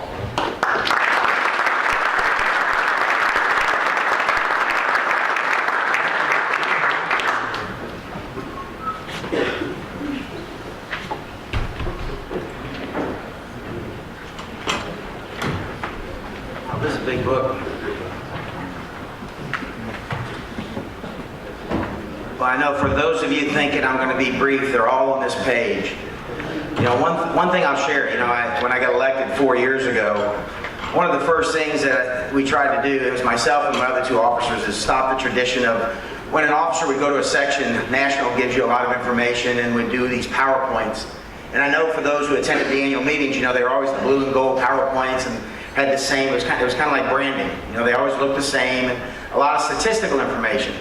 And one thing that I've tried to do in my 4 years is when I go and speak to sections, in fact, I was at Aloha last weekend, got to be with my good friend Wes and Lance and Scott Ashworth. And by the way, I do want to share, Scott Ashworth, your district director from District 6, he is at the Northern California PGA, so knowing that I would be here today, you know, he said, go ahead, I'll hit Northern Cal. Hopefully we can get Northern Cal and Southern Cal to stop scheduling on the same weekend, because that's always a challenge for the director. But the bottom line is this, when I talk to the sections, I want it to be a conversation. I don't want to sit up here and give you a bunch of boring stats. I want to hopefully share things with you that really hit home about your association as to what we're really doing. Please ask questions. You know, I asked John how long they'd like me to talk, and of course with me, they usually give me a shorter time than they want, knowing I'll probably go over. So, you know, I'm going to try to give you some statistics of what's going on, and those are really, when I say statistics, it's really, what are the things we're working on? What are the things we're trying to do at the national level to help this association? But first, I need to just share a couple of things. One, I want to thank the officers. I mean, I can tell you, I've got to know this crew very good. I've been here for 12 years. I moved from Southern Texas, where I was the president of the Southern Texas section and was very involved there. And I moved here in 2004, so I'm in my 13th year in Southern California, my home section, and I can tell you that it's very proudly I stand here representing the Southern California PGA and getting to be the president of the PGA of America. I'm a very fortunate man, and it's like my good friend M.G. Orndo has always said at the annual meeting, they talk about the turtle on the fence post. I am definitely an example that I didn't get where I'm at by myself. I've had a lot of really good PGA professionals across the country who are friends, my family, and my PGA professional family that's allowed me to get here, which many are in this room. You know, I got to thank Pat Riley and Tom Addis, who have not just helped me when I got elected, but they've been great resources for me as president. There's many times I can call Tom and just kind of get a take on something, or Pat's giving me history, and I can tell you that in this section we have a great history of leadership, and we have a great history of PGA members who want to serve you, the members of the section, to help make it better. I do want you to ask questions, so one thing I did bring, just in case the questions get tough, that might come in handy. So I always say, ask any question. You know, I go to the sections and they'll say, well, do you want us to put up a couple of plants out there? What do you want them to ask you? I'd say, ask whatever they want. If I can tell you the answer, I'll tell it to you. If I don't know it, I'll find out. If it's something that's confidential, I'll tell you right now, it's too early and it's confidential. But please, that's one reason we're here. Also, I need to say one last thing, and I said it last night, and I mean this sincerely. One of my favorite lines when they talk about what a great audience or what a great golf professional, the best this or that. Remember the Johnny Carson show that always had the comedian come on and say, you're the best audience I've had tonight, or the best audience I've had ever? So when I say this, I'm not using this in that vein. But John McNair, where are you, John? You set a new bar for the president of the Southern Cal PGA. I so respect the job you did. You went at it 110%. You challenged every day, you challenged every way, you made everyone around you better, and Todd and Tony and everyone behind you have really big shoes to follow. Your passion for your members, your passion for this section, you're a dear friend. I respect you so much, and I just can't tell you how proud I am of you.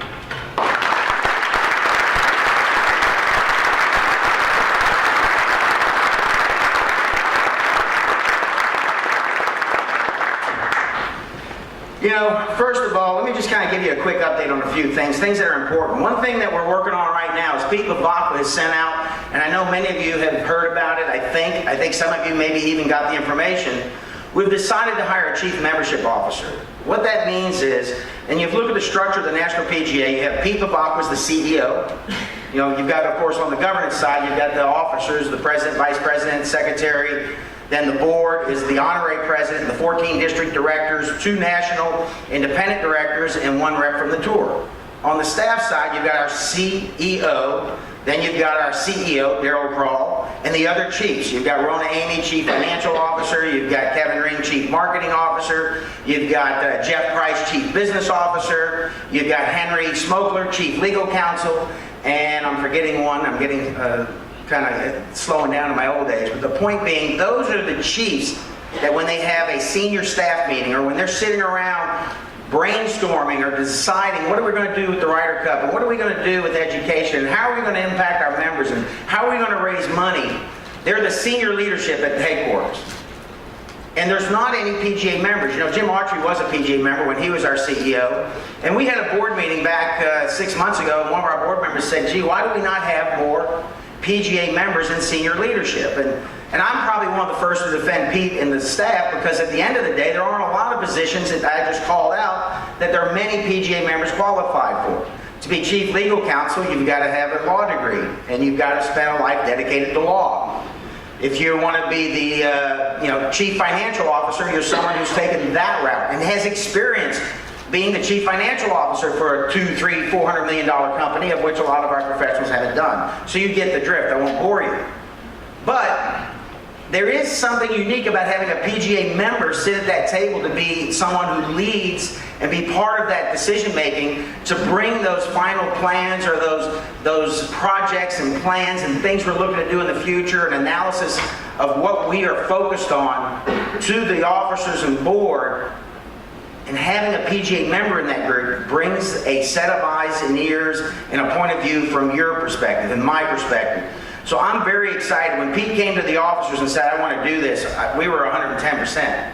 Because Pete knows that I've spent the last 3 years in office saying, hey, you've done a great job of building this side of the organization. When I say this side, I mean the business side, the accounting side. How do we get more money out of the TV contracts, which we've done? How do we get more value out of the brand of the Ryder Cup? And I'm going to say this side, and this is something that I'm focused on very much, and you will hopefully see me in the next 23 months dedicate every day to what can we do to make a difference here. That's the side of the membership. We're a unique organization. We have these great assets called the Ryder Cup and the PGA Championship, and we have this great brand that we can go out in the marketplace and we can get Omega and Mercedes-Benz and National Rent-A-Car and all these great opportunities for sponsorships and patron sponsorships and supporters at our tournaments to pay us millions of dollars. But the question is, how do we use that for our members? How do we get it from here to here? And so our focus is going to be very much, that CMO will be the direct supervisor, the head of education, Scott Kimmick, Dawes Marlette, Scott Kimmick's the head of employment, Dawes Marlette, the head of education, and the gentleman we just hired who's going to be in charge of section affairs. They'll report directly to the CMO, and that is what we're going to really focus on. How do we grow that? And I'll talk a little about that. I want to talk a little bit about the committee structure, and I've had some of you ask me in the last 24 hours, you know, the committees of the PGA, and it's kind of like, how many of you out here at a private club? So you have committees at your club? Raise your hands again, just everybody get an idea, okay? How many of you think that the committees at your club sometimes is challenging, right? There's a lot of different things, whether it's too many people on the committee, too many personal agendas, lack of accountability. Of course, the deal with committees at a private club, the president of the board has to hold them accountable, and usually the president of the board, he wants to have, or she wants to have fun at the club just like everyone else. And I think we've experienced some of the general challenges for the PGA. I know my first committee appointment nationally, I hate to admit, was 1992, the National Junior Golf Committee, it might have been 90. And I literally was on the national committee for 2 years and didn't attend a meeting. Well, we didn't have a meeting, and we didn't have a phone call, but I got to put on my resume that I was on the National Junior Golf Committee, and I never forgot that. I've been on, 5 or 6 national committees. And the intention is for the committees to give input to the leadership, to the board of directors, and to the officers, and saying, for example, if it's the membership committee, changes in the Constitution, changes in how you get your PDF points, how you get your your recertification points, changes in how you become a member, should you be a U.S. citizen, changes in how you keep your membership. But as we've had the committee structure over the years, a lot of times we meet some by telephone. We have tried to get the committees together maybe once a year or every other year at the merchandise show. We have tended to allow, and the way the committees have worked mostly is the PGA president, I've had, 200, 250 people reach out to me the last 2 months wanting to be on committees because they see you as appointing the committees, and you appoint the chairs and you appoint the committee assignments. So I've spent the last 6 months with my fellow officers and got Derek's approval, so it was not disrespectful to Derek to be working on this as his term ended, to really revamp the committee structure. And I'm very excited to tell you that we've launched that. And the new committee structure is one where we're going to focus and tie the committees of the National PGA to a long-term strategic plan. The 8 core products are going to be kind of our 8 core committees, and that would be employment, education, tournaments and championships, membership, the ED committee for sections, the global committee, which is new, and I'll talk a little about that, the property advisory committee, and bringing back, for the first time in a long time, the National Junior Golf Committee. We've had what we've called the Youth Player Development Committee, which has been part of the Player Development Committee. And I know for me, junior golf's how I got involved. If it wasn't for junior golf, I would not be standing here today. When I was in Southern Texas, I got involved in the governance of the section through junior golf. And I think it's still the #1 opportunity for growth of the game, more so than anything we do. When you start something young, you do it the rest of your life. I started at 7 years old. I hate to admit, going to New Orleans Saint football games, and all my good friends know I'm a diehard Saint fan. Bad year, 4 and 6. And I stand here 56 years old, and I do everything I can to watch an LSU or a New Orleans Saint football game. Because I started at 6 or 7 doing that. Do it all my life. Not going to change. Creature of habit. I started playing golf when I was 12. Loved it the first time I hit a golf ball. I quit everything else, and ever since that day, golf has encompassed everything about my life. So we have to really, and we've got a lot of good things going with PGA Junior Golf League. We've got a lot of great things, some framework we're starting, but it really's got to get back to the grassroots. And everything we do with the sections is where it's going to happen. We have to keep that in mind. Every time we meet as an officer or board, we talk about, let's make sure it passes the mission statement. Let's make sure it passes the smell test. If it doesn't grow the game, and if it doesn't benefit the member and enhance the livelihood, why are we doing it? And I know that sounds like a bunch of BS, like you're thinking we really do it. Bill Halbert's been in the boardroom. We really do it. We have sunset a lot of different programs. On the committee side, we sunsetted 4 or 5 committees, and we want to focus on making the committees effective. The committees also will meet 6 times during the next 2 years during my presidency. We're going to spend about 3 or 4 times the money nationally, and they'll meet for a full day.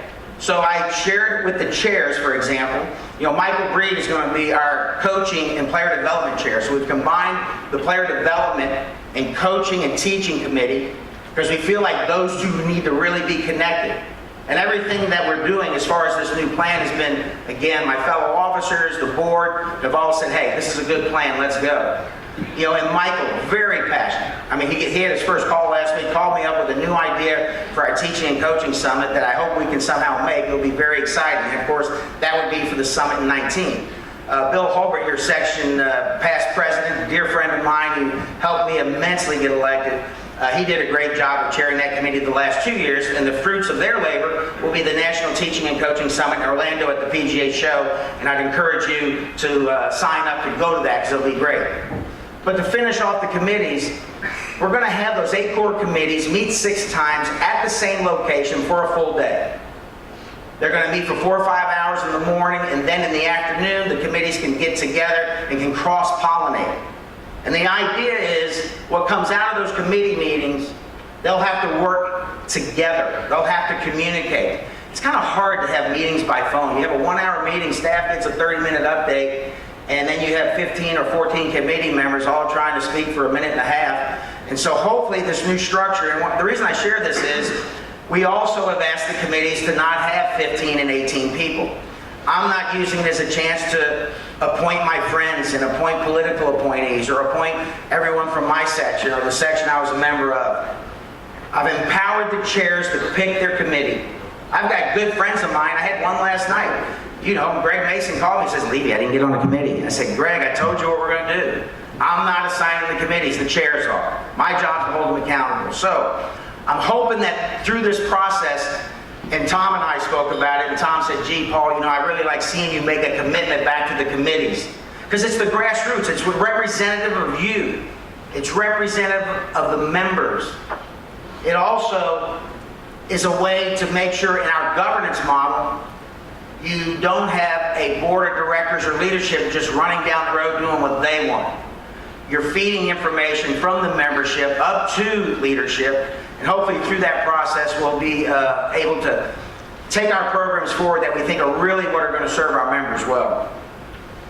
In employment, Scott Kimmick, as I said, he's our new employment director. Scott was in charge of PGA Reach and PGA Hope, was the executive director in the New Jersey section for many years, and I know Scott's going to do a great job. Kenny Farrell, where are you, sir? I know you're here somewhere. I thought you were. Ken, you here? Of course, Ken is our career consultant here in Southern California and does a great job. We're also going to be replacing the 2 regional directors because of those 2 are both retiring this year. And I can tell you, we've had a couple meetings already to say, how do we, in employment, and I can tell you, employment's really my #1 passion in the job that I have as your president. How can we impact jobs? How can we make a difference? So one of the biggest things we need to do, in my opinion, and I've had this discussion often with the board, with my fellow members, my fellow officers, with our senior leadership, are we going to get a little more assertive in the employment search arena? Are we going to say it's okay to pick one PGA pro over another? Are we going to say it's okay to promote one PGA professional over another? We're not a union. We're an association of individuals who are charged with charting their own destiny. We're an association of individuals who are charged to take control, and I encourage every one of you. Education. Use what the association gives you. I stand here as a byproduct of the PGA of America giving me opportunities, and my job is to take the opportunities, make the most of them, to use them to help my professional career. You know, I can't stand when I hear someone say, Paul, what's the PGA doing for me? Or why doesn't the PGA do this or that? And that's why I got involved back in the late 80s. I wanted to make a difference. But I can tell you, it's what the PGA gives you. If you capitalize on it, you look at our education programs. We have greatly improved the educational delivery system in our programs, and we're going to continue to take education to the next level. But you have to sign up. If you want to not worry about all those PGM graduates out there that are coming out of the schools that I hear about saying, Paul, we have too many of them. We're flooding the market. Well, we're not really. If you look at our numbers, we're not going to have enough PGA members in the next 20 years at the rate we're going. You know, we had the lowest registration in the PGM schools for new people coming into the 18 PGM schools than we've had in 16 years. The lowest in 16 years. So I encourage you to take up what we offer in education. I'm not going to sit here and try to detail everything we're doing, but if I can be of any assistance there, I know Ken Farrell, he's a great resource for you there. Talking about the PGM study that we did, we basically 2.5 years ago had a university come and say, we'd like to have another school. And the point someone made about none in Southern California. The 5 states in America that have the largest amount of junior golfers, Florida, Ohio, New York, Texas, California. There's none in California. There's one in Texas. We have 2 in Florida, but we're going to be down to 1. There is none in Ohio, and there's none in New York. We have 4 in the Carolinas. We have some all over because historically they were very political where those universities were. Pat, I always remember the guy from Methodist University, I can't remember his name, that for years would come to the annual meeting wanting to get Methodist approved to be a school. So we asked staff to do a study of all the schools, and it took 2 years, and we've got the study in. Texas A&M was hired. We spent $150,000 analyzing what do we need to do with the PGM program. So we get asked a lot. Just so you know, that's something that we have done. We've got the initial reporting. We shared it with the 18 directors of the universities. We're sharing where there's some opportunities for them to improve. We're sharing with some of the schools where, they need to take a look at their standards. Do they meet the standards we want in the PGA? Because we want to make sure that anyone who comes out of those programs and gets their membership is representative of what we want a PGA member to be representative of. I happen to be one of those people that believes that I'd raise the bar. I'd continue to raise the bar to be a PGA member. I don't believe in controlling supply and demand. Kind of against the law anyway. But I would just continue to raise the bar to make our professionals choose to jump over the bar line. And we've had a lot of discussions in that area. And that, by doing that, that makes all of us more valuable to our employers, which is really the number one thing that I think we have to focus on. The last thing I just wanted to touch base on is the Ryder Cup. I get asked a lot, what happens, what is the Ryder Cup doing, what happened with the task force, what's the future hold for the Ryder Cup, how do we protect and enhance the Ryder Cup? Well, obviously we're coming off of a victory this go round, so things are pretty good. It's kind of like when your football team wins the Super Bowl, the national championship, you kind of go into the next season with a lot of optimism. And the Ryder Cup this year, the outcome was one that I really do think benefited from the work of the task force. And I don't say that being that I was one of the 3 architects of the idea of the task force. I say that from the standpoint that we did something that I think is really going to benefit us a long time. We embraced the players and said we want you to be more of a partnership in decisions about the Ryder Cup. Number 1 decision, for the first time in the history of the Ryder Cup, last go round, the president of the PGA and the 2 officers didn't decide who the captain was. It was decided by a group of players and 3 officials from the PGA. What we did at the meeting at the end of the task force is we agreed to set a new committee going forward. So the task force basically is dissolved as of 2 years ago. And we agreed that we would form a new committee to govern the Ryder Cup, kind of like Europe has done. And that committee has 3 PGA representatives, the president, the vice president, the CEO.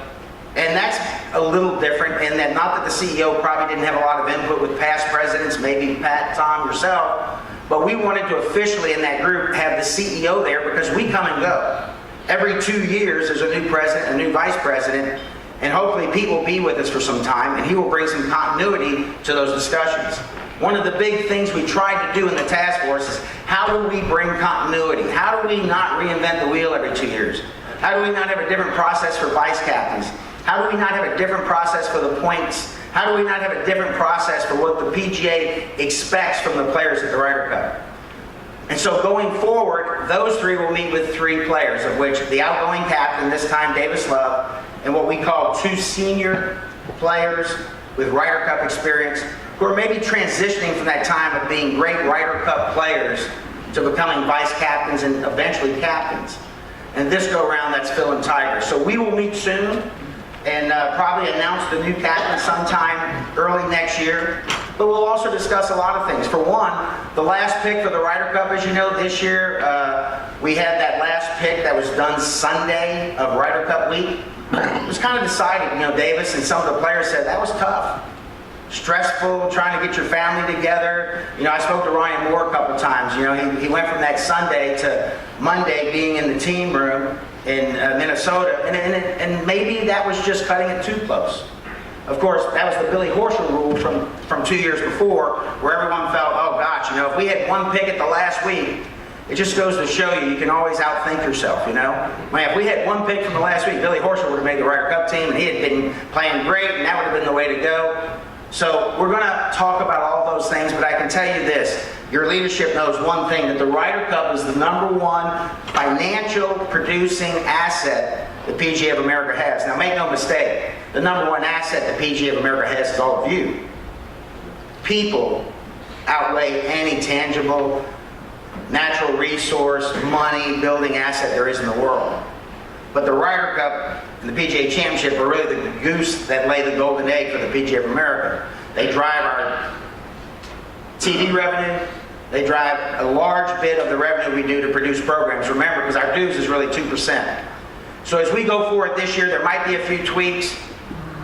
But I can tell you, Davis, Phil, in fact, we were at the service for Arnold Palmer. Phil made it a point to come up to me again and say, don't think that what we did 2 years ago didn't make a huge difference.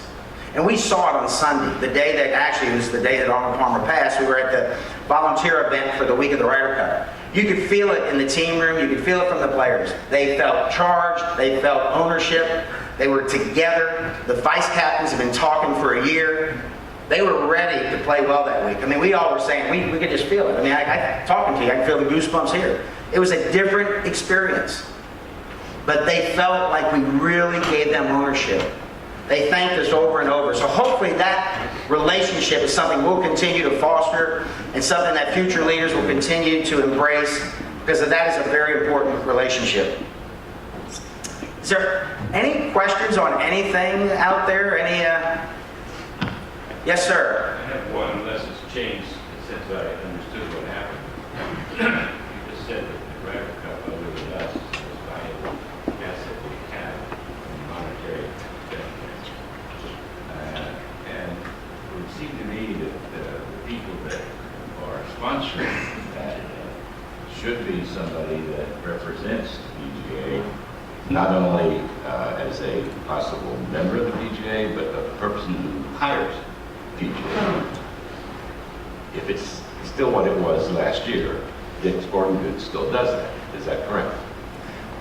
Well, when you say Dick's Sporting Goods hasn't been a sponsor of the Ryder Cup, they were an employer of PGA members, and I know that that was a very sensitive issue with the PGA. I happen to have a different take on that. No one gave the chairman of Dick's credit 7 years ago when he went from 0 to 600 employees and hired golf professionals. Again, I don't believe we're a union. I believe we're in charge of our own destiny. And he made a business decision based on his stockholders. We hated it. In fact, we did something unprecedented. Bill, do you remember? We divided the list of the 400, I think it was 482 PGA members who were let go.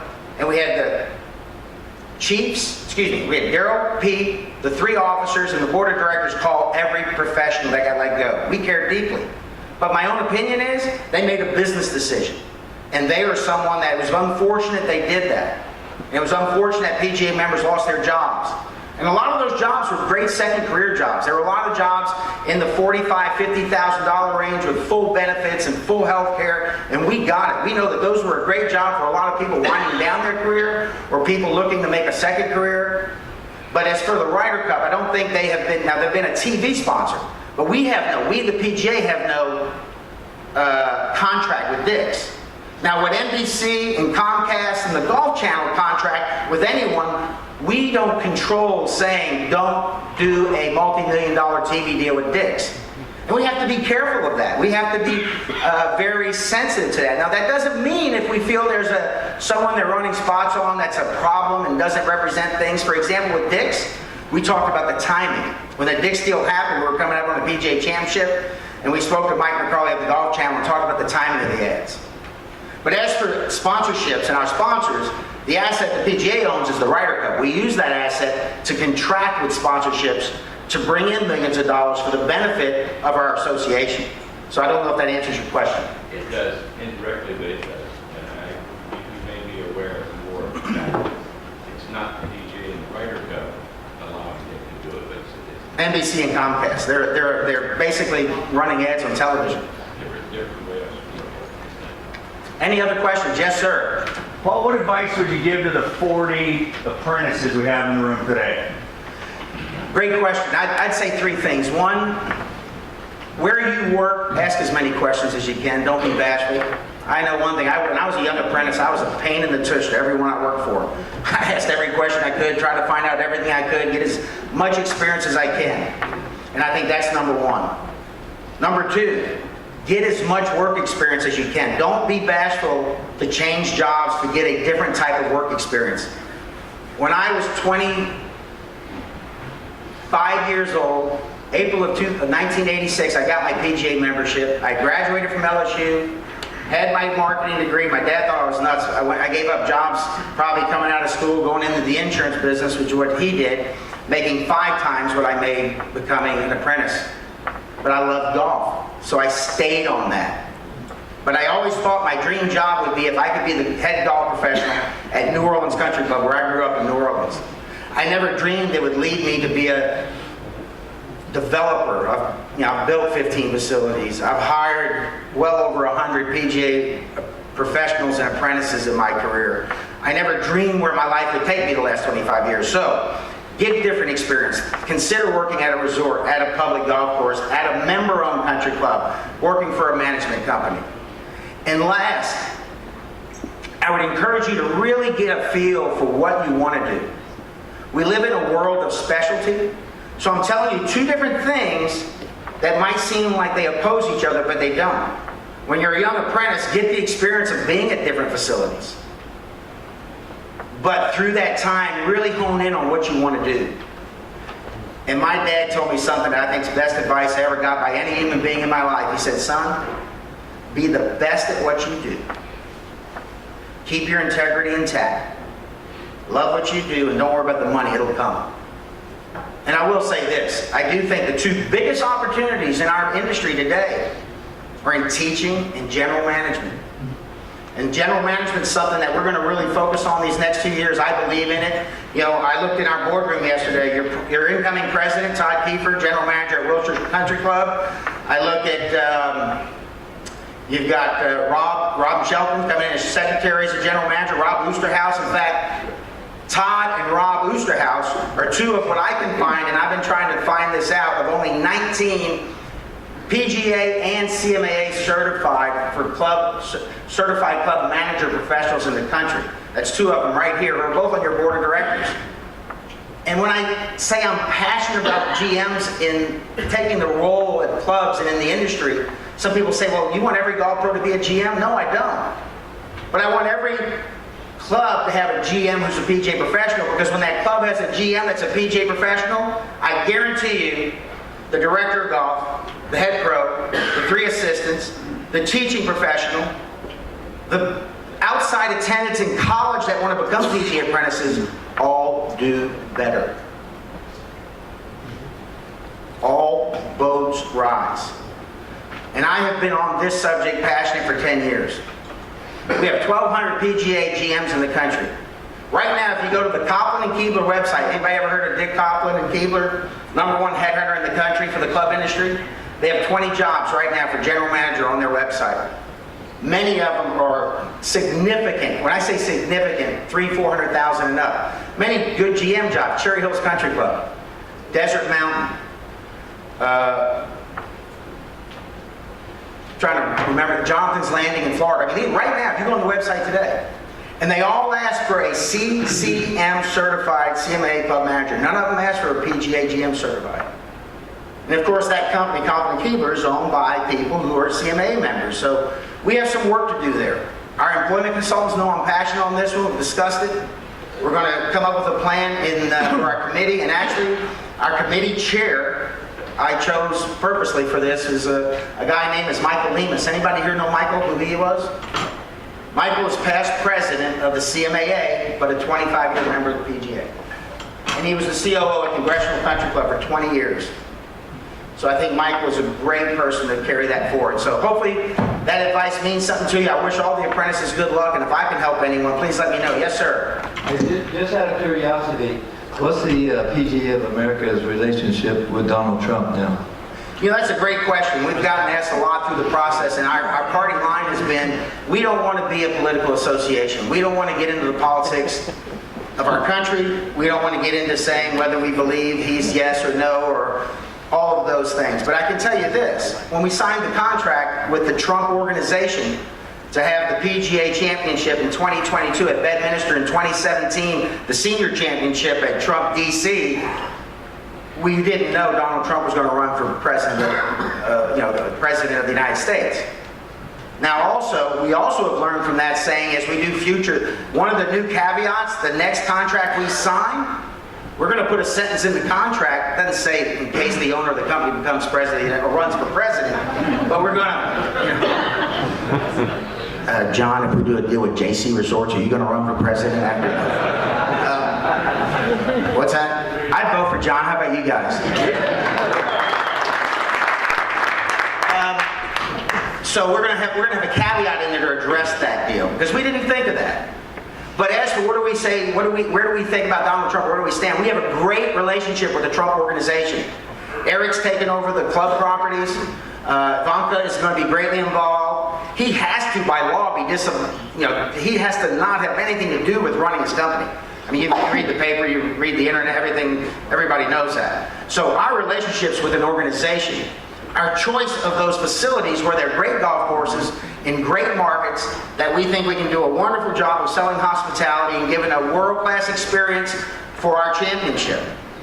And when everyone was kind of knocking on our door saying, are you going to pull the championships? They kept asking the USGA, they kept asking whoever. We've noticed no one's pulled them. One, we do have a contract. Two, we're not doing the tournament. We didn't choose to go there because of Donald Trump. We chose to go there because of a city, because of a club, because of a golf course. And can you imagine if we did pull a tournament? You're talking about a community that would lose $80 to $100 million in a PGA Championship year. So I hope that answers your question. The senator from JC Resort says, I have one more question. Anybody out there? One more? All righty. Well, I appreciate it. If I can ever help any of you, come see me at Toscana Country Club. It's a pleasure to be your president, but most important, it's a pleasure to be a member of the Southern California PGA. Thank you very much.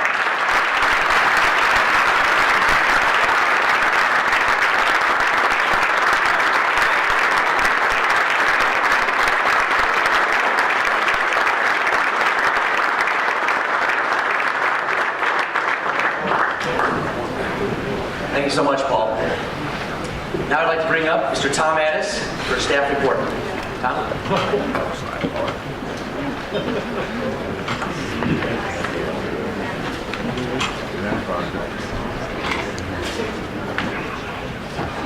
Thanks, John. Thanks, Paul. And it's an honor to follow you. A little more difficult job, though, so nice going. Yeah. The two of you.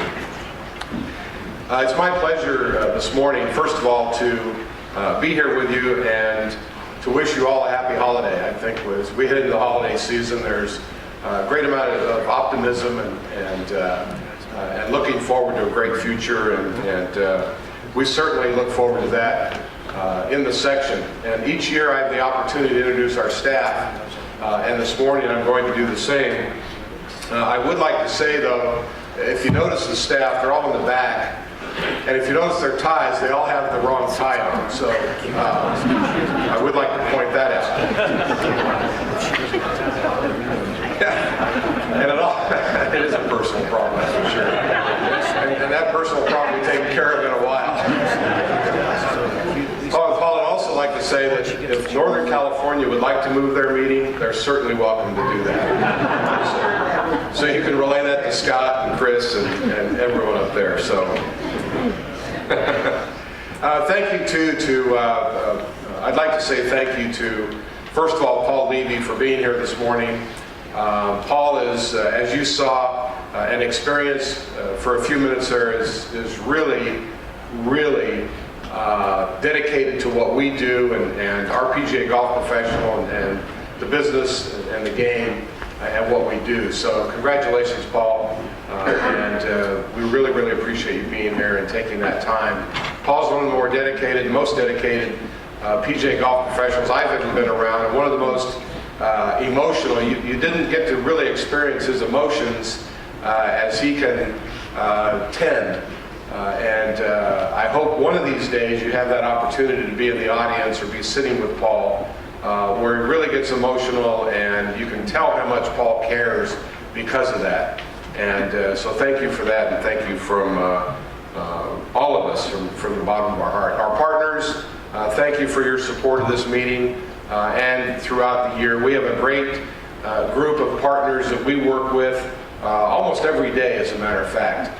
And without our partners, our education programs, our member tournament programs, our junior programs, whatever we do will be less. And so we can't thank our partners enough for supporting us and staying with us over these so many years. I'll be your executive director in January for 11 years, which is very, very hard for me to believe, number one.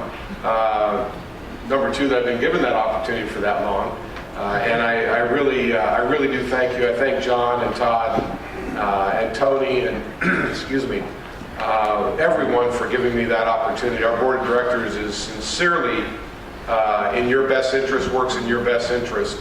And you only need to attend the board meeting and attend one of our meetings as we have this morning to see that and to really know that. So thank you all for this great opportunity.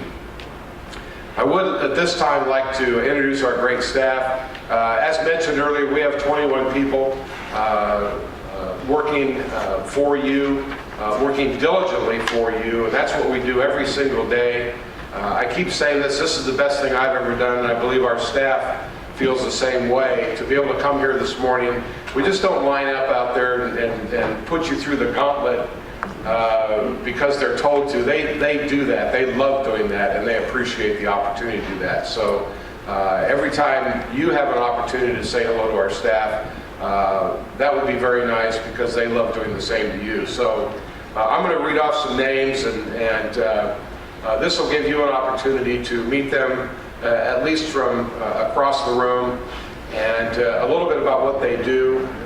We are extremely busy. We have a great number of programs, whether it's junior golf or tournament program, our player development programs, education, and I'm very, very proud of what this staff does.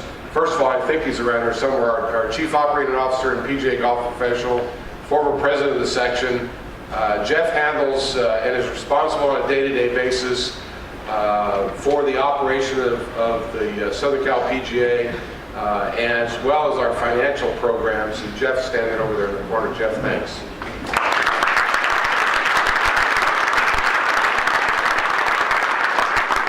Jeff said it was 2 years. It'll be 2 years in May, and it's been great and a nice opportunity to work with not only a great golf professional, but a great friend as well.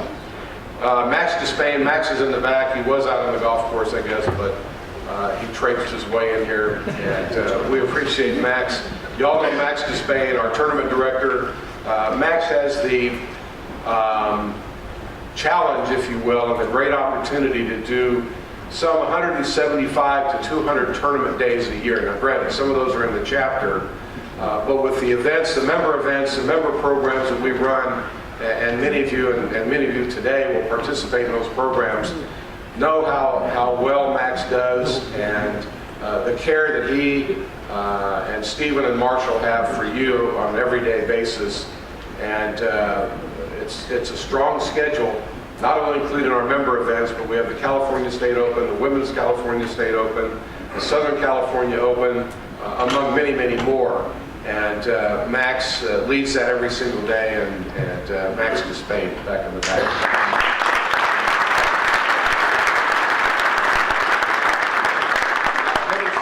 Junior golf director. Kevin is not here today. Kevin and his wife Samantha just had a child, just had a baby about 2 weeks ago, I guess it is now. And Sophia is the new baby's name, and so we wish Kevin the best. He wishes you the best. Kevin manages our junior golf tours that we have and does an outstanding job, and we wish him the best. Brianne Mitchell, I think Brianne's in the back. We all know Brianne. Brianne's responsible for our communications program. That includes our website, of course, and as you look, hopefully use our website. As you see the upgrades that we've been doing over the past year, with scpga.com. Our program magazine, which is considered one of the best published magazines, paper published magazines anywhere, especially for association business. And I say that with Four magazine in the audience as well. I like your magazine also.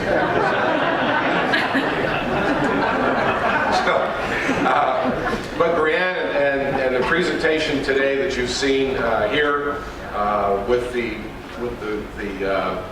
video and the PowerPoints and so on, Brianne handles and is responsible for all that. Junko Suzuki, Junko I think is also over here. Junko is our player development director and golf and schools director. We have one of the largest golf and schools programs partnering with TGA, Teach, Grow, and Achieve, in the country. And Junko is responsible for that with a particular emphasis on North San Diego County right up here and our schools program. And now Junko is going to be handling our very, very involved player development program that includes neighborhood golf and the many community activities that we do there. You saw Drive, Chip, and Putt. You saw PGA Junior League. We had great success this past year with both of those programs and look forward to especially working with Nikki Gatch on enhancing those programs in the future. And thanks to Matt Gilson, who is now our foundation manager for his leadership in our player development programs and along with Junko. And Matt has a new and specific responsibility with the changeover in our foundation board of directors as was announced, and our foundation board becoming much more active, much more engaged in helping us to raise funds to better the programs, particularly with growth of the game, player development, and community programs, scholarships, grants that we're very proud in working with and we look forward to. So Matt Gilson. Sharon Kerfman, you all know Sharon. Sharon's our membership manager, the most tenured person on our staff. And is that a nice way to say that, Sharon? And really the most notable person on our staff because she works every day for you, and you all know, those of you who've had the opportunity to work with Sharon know you only need to make a phone call, and she's there for you. So, and we thank Sharon for her service.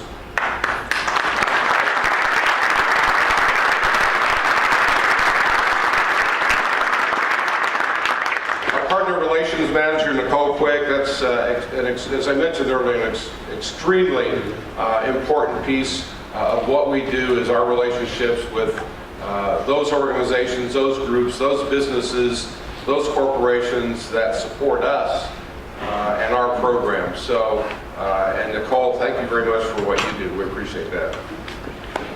Christy Custer, if you would. Thank you. I don't mean to take anything away from you guys. Christy Custer is in the back also. Christy is our finance manager and handles all of our accounts payable and works very closely with Jeff.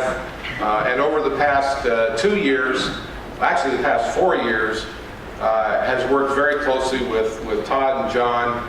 As a matter of fact, we're working on a program and a new sponsorship with one of our audio producers that maybe because of the spreadsheets that we use now, that we might be able to come up with a new computer screen that will fit everything that we do.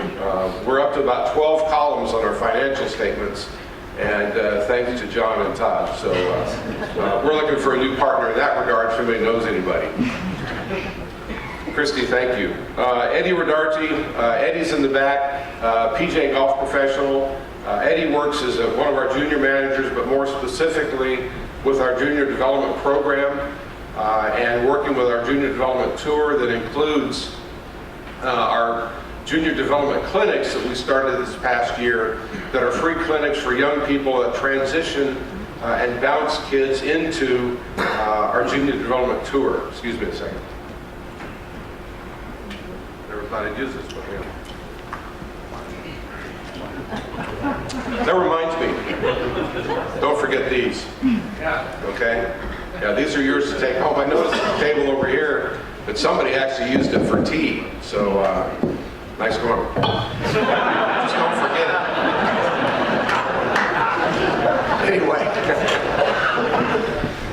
Eddie, again, is working with our Junior Development Tour and these programs that really strongly bring these kids into the game. We started a year ago with around 600 kids in the JDT, and our membership expanded to about 750.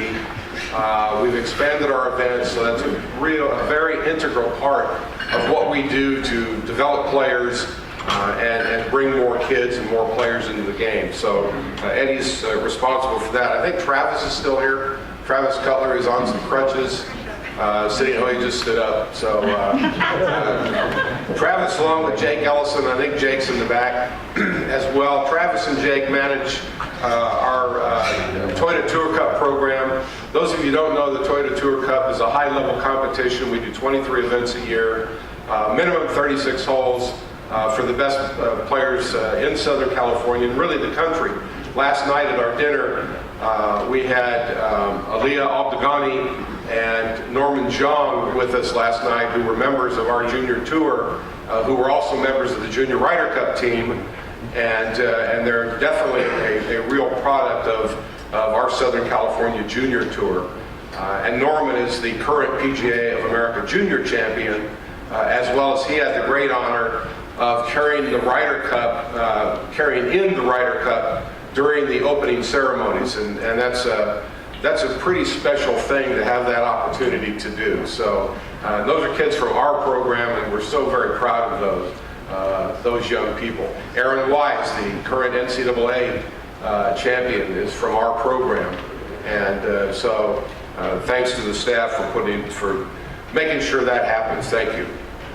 Bryce Seaver. Bryce is our communications administrator, working specifically with especially with junior golf. Website, in fact, Bryce is redoing the website at this time. But with Brianne and Bryce and all of our social media programs that you see and may participate, they're responsible for those programs. And as we continue to build what we do to help push you out in front of everyone.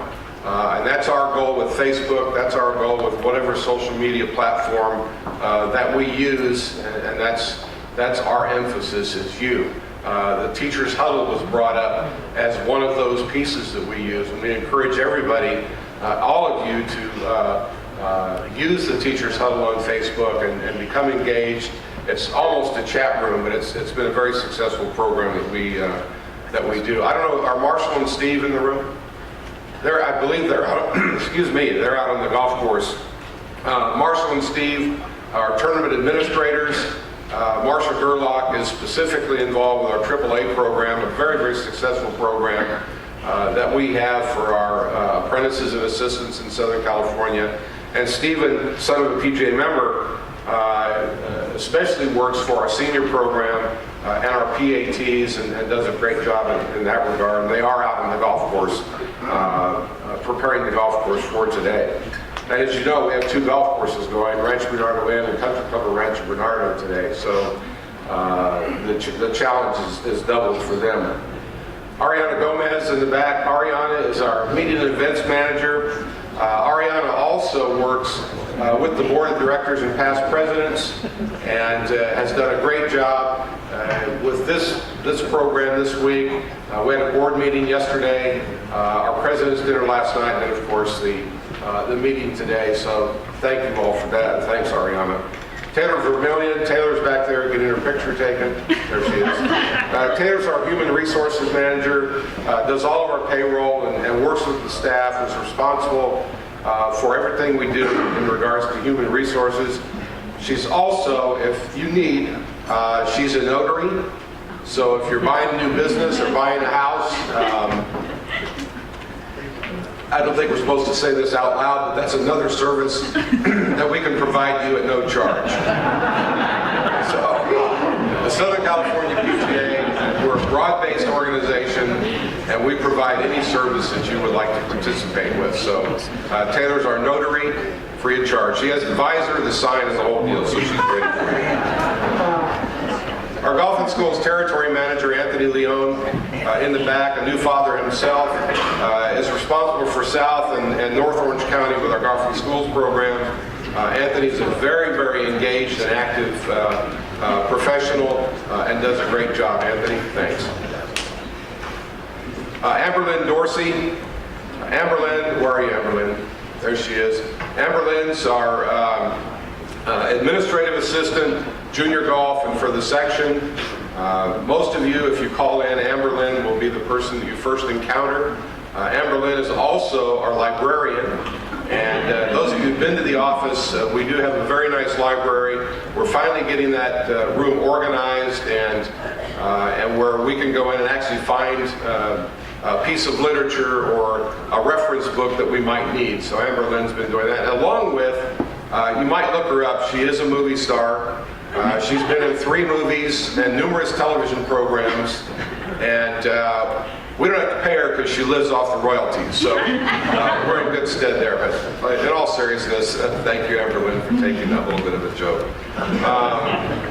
That's our staff. I don't think I forgot anybody. Who? I can't see.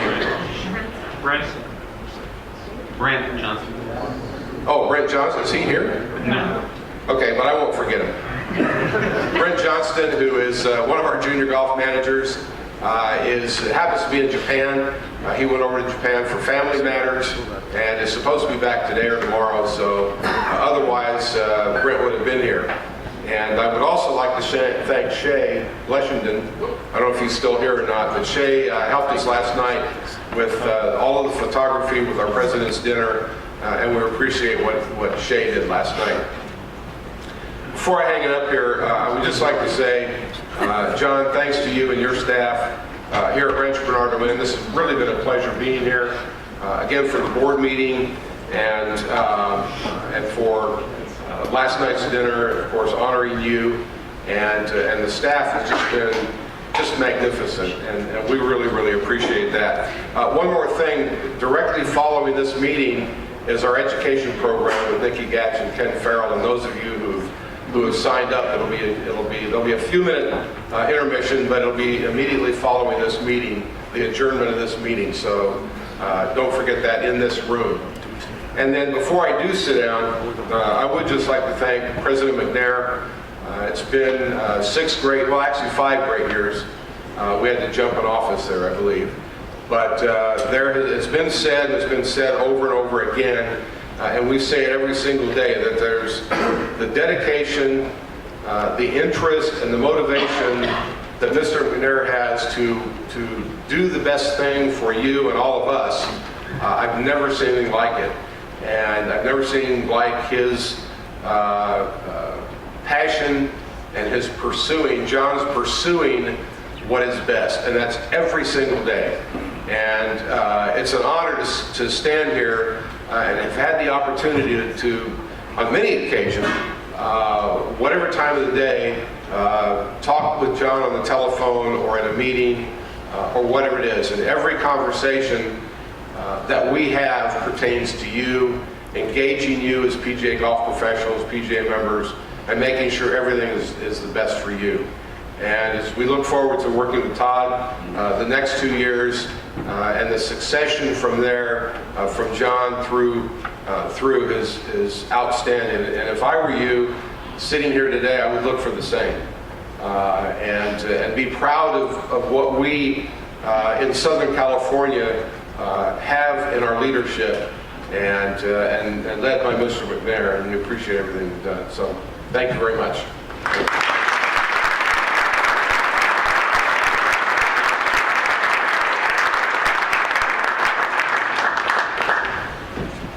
Thank you very much, Tom. First off, chapter and committee reports have been submitted and posted on scpga.com. It's a sharing requirement. Next, I know we're trying to get to the golf tournament, so we'll move through these last parts as expeditiously as we can. First, old business. Is there any old business? First call for old business. Second call for old business. New business. Is there any new business? First call. Mr. Groman.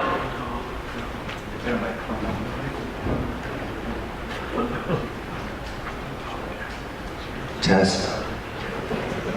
Just real quickly, since we have so many apprentices here today, I'm the chair of the Disabled Golf Committee. We'd love to have you guys. It's just always an open call to be on that committee. Help us out. We'll be at the Navy Golf Course a week from today. We'll be there 10 o'clock or contact me if you want to help out with the disabled vets. And then Jake Weiss from Camp Pendleton. Where are you at, Jake? Right on. Thank you. He's the man. He's the head pro at Camp Pendleton. We'll be at Camp Pendleton 2 weeks from today doing a Wounded Warrior Clinic. All you apprentices are welcome to come help out with that on the Disabled Golf Committee. Love to have you. Thank you. Joe buys breakfast, by the way, when you attend. Free breakfast. Thank you for that, Joe. Second call for new business. Yes, sir.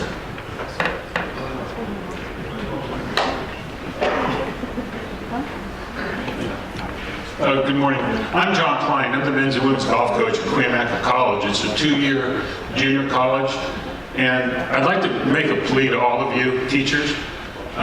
We are in dire need, not me at Cuyamaca, but the junior college world of golf, in dire need of players, men and women. So all of you teachers, if you would direct your students once they get out of high school to a junior college, if they're not going on to a 4-year, great opportunity to play, a lot of fun. We travel Southern California, and the score is sort of irrelevant in the sense that we had a new 2-year college in the Pacific Coast Athletic Conference, where I am, actually had players who were shooting 140. So it just gives women and guys who are not going on to Division I a chance to play college golf. And if they can't afford it, they don't have the grades or any other reason, find a junior college in your area that has a golf team and direct those kids to the junior college. We'd really appreciate it. Thank you. Thank you. Second call for new business. Oh, sir. Mike. Mr. Davis, so on the stage here, and thank your staff. I would like to, part of the board, thank you, Mr. Davis. You are part of the staff as well. You give a lot to our meetings, and we thank you.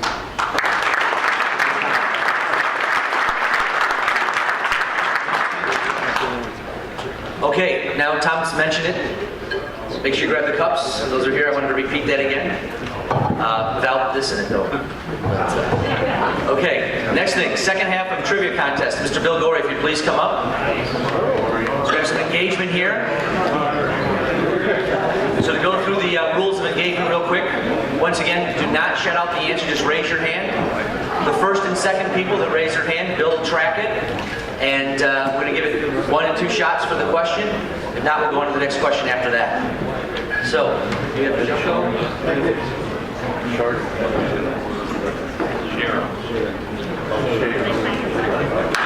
All right, Bill, are you ready? Here we go. Who was the first president of the PGA of America?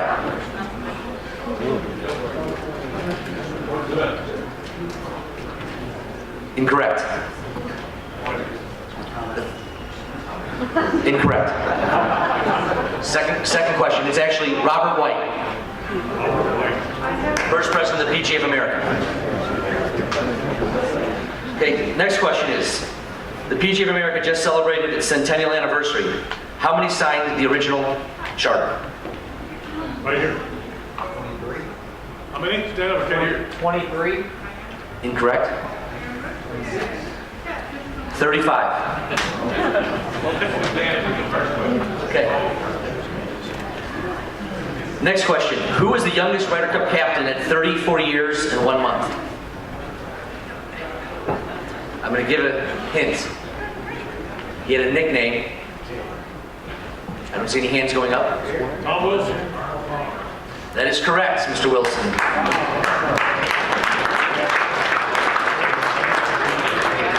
Congratulations. It is Arnold Palmer. Next question. What years did Tom Addis serve as our national president? Donating money.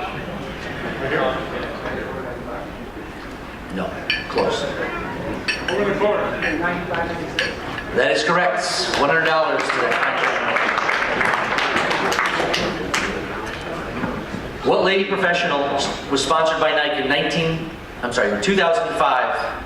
Who was the first lady professional sponsored by Nike in 2005? Right here. Shall we? That is correct. They're Bill's questions, so he's this step, yeah. Congratulations, $100 is coming your way.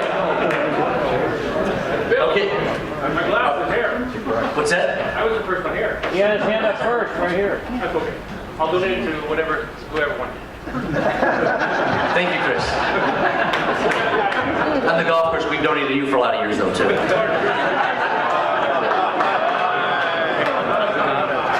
right, last question. There was a player on tour with the nickname Beef. His last name is Johnson. What is his first name? Here. That is correct. We had the fine young apprentice, $100. So, thank you very much for your questions. I hope you enjoy it.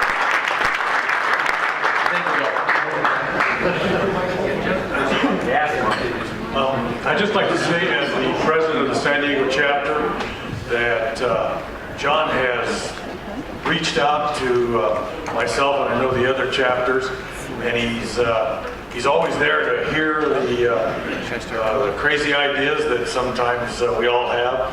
And I just want to thank him for having an ear so we can all talk to him. It was an outstanding year. I really enjoyed it.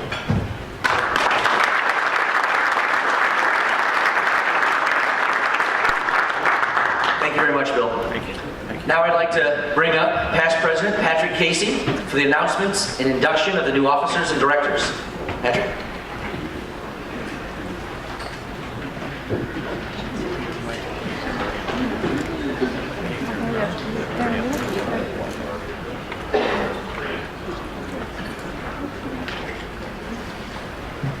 Thank you, President McNair. At this time, I'd like to announce the two new board members that you elected here today, Randy Chang and Derek Hardy.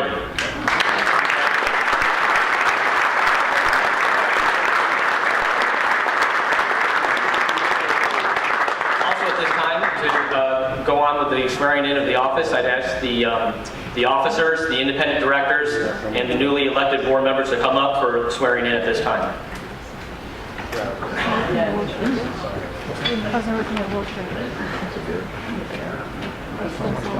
Susan? Not happening. Like we thought.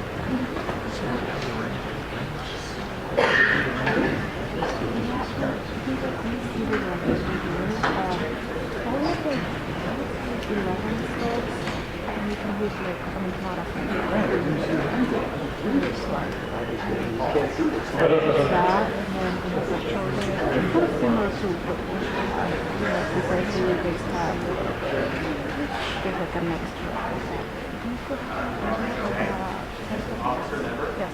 Officer member of the Board of Directors of the Professional Golf Association of America. Hereby affirm that I shall adhere to and uphold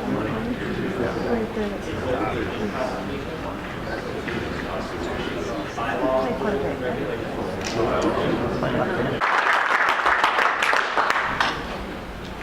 Okay, we'd now like to acknowledge our outgoing board members and for their participation. So a few will be staying on board, but I'd like to have you all come up. Mr. Robin Shelton, Mr. Randy Chang, Mr. Kendall Kalou, Ms. Susan Roll, and I'm Mr. Steve Plummer. I'm not sure if you're here today, but thank you very much for a great service to our membership and to all that you've done for our board. So thank you very much. Come on up, and we've got some plaques here for you all.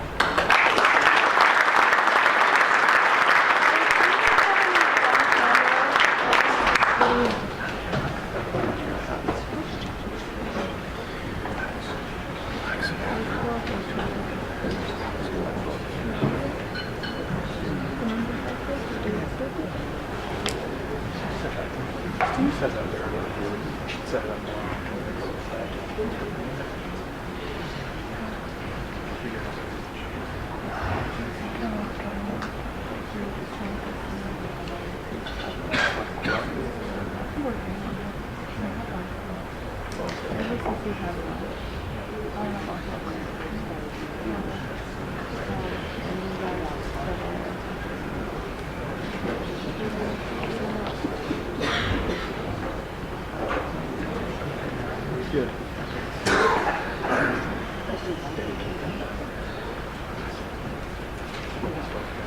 One other small little note, it was mentioned earlier, but we're very much looking forward to having Allison Kurt also be an independent director for us coming up in the next 2 years, along with Susan Roll. So thank you very much, ladies, for being a part of our board.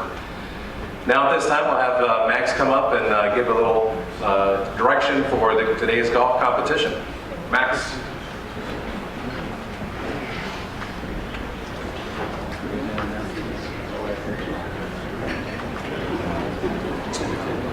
Thank you all very much. First and foremost, I want to start and thank all of you that participated this season. And congratulations to all the Player of the Year recipients. It has been a pleasure this year serving all of you, so thank you for all those that participated in the 2016 season. Also, I want to remind everyone to view the 2017 schedule. It is now up online, so please view that schedule.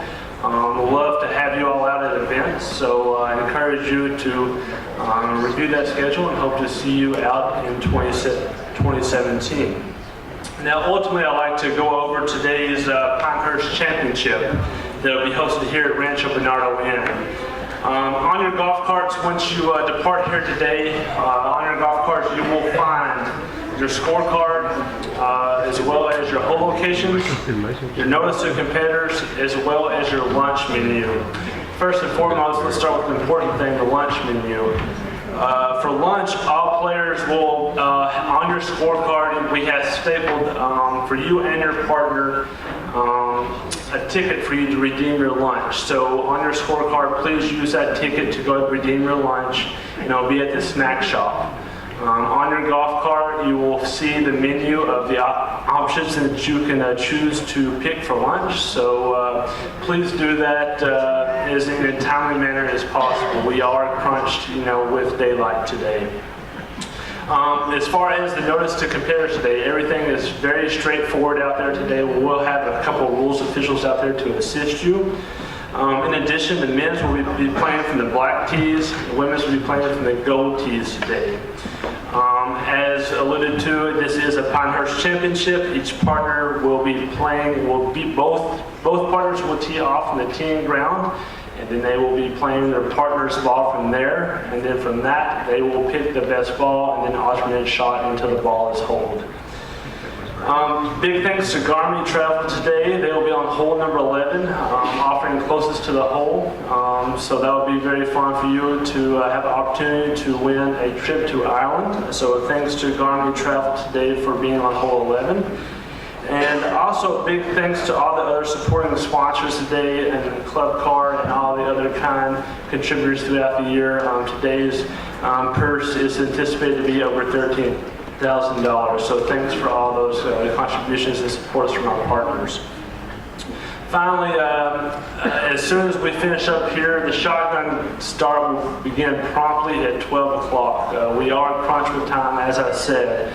So today, we have the ultimate pace of play cop, daylight. So please, this is a team effort today. So I ask that everybody play ready golf and make sure that we finish before the sun sets, and that will be at 4:30, just to give you a heads up. So we roughly have a little over 4 hours. So please, as I said, this is a team effort. Please play ready golf today. Please be ready to head to your designated start hole by 11:50. So like I said, your turnaround here is going to be very short. You'll be able to go get your lunch at the snack bar, hit a few range balls, then be ready at your golf cart at 11:50. We will have a range that will be driving you back, or a shuttle that will be transporting you back and forth from the driving range. And the snack bar is also located out there where your cars are staged. When you depart, you'll take a left out of here, and you'll go down the stairs there, and you will see your golf carts all staged ready for you there. In concurrence with today's Pinehurst Championship, we also have a AAA kickoff today, which I'm very excited to say we have over 30 participants playing in the AAA kickoff. That will be hosted at the Country Club of Rancho, Bernardo. All those participants, please head there directly as we conclude this meeting. Your lunch will be provided there at the Country Club. So for all those participants in the AAA kickoff, please direct your way over to the club. Your lunch and everything will be prepared for you there. Finally, as a reminder, be respectful when changing into your golf attire today. We do have the locker room will be provided for you down there, located where your carts are staged. So just when you go down there to your carts, just to the left, you'll see a locker room. We please do ask that you change into your golf attire in the locker room. And finally, as I reiterate, please be efficient today and be ready to have the golf balls in the air by noon. Like I said, it's a quick turnaround, but we're on a short window, so please, everyone, it's a group effort. Let's get this in today. And thank you all for coming out and participating in this year's Pinehurst Championship. Thank you so much.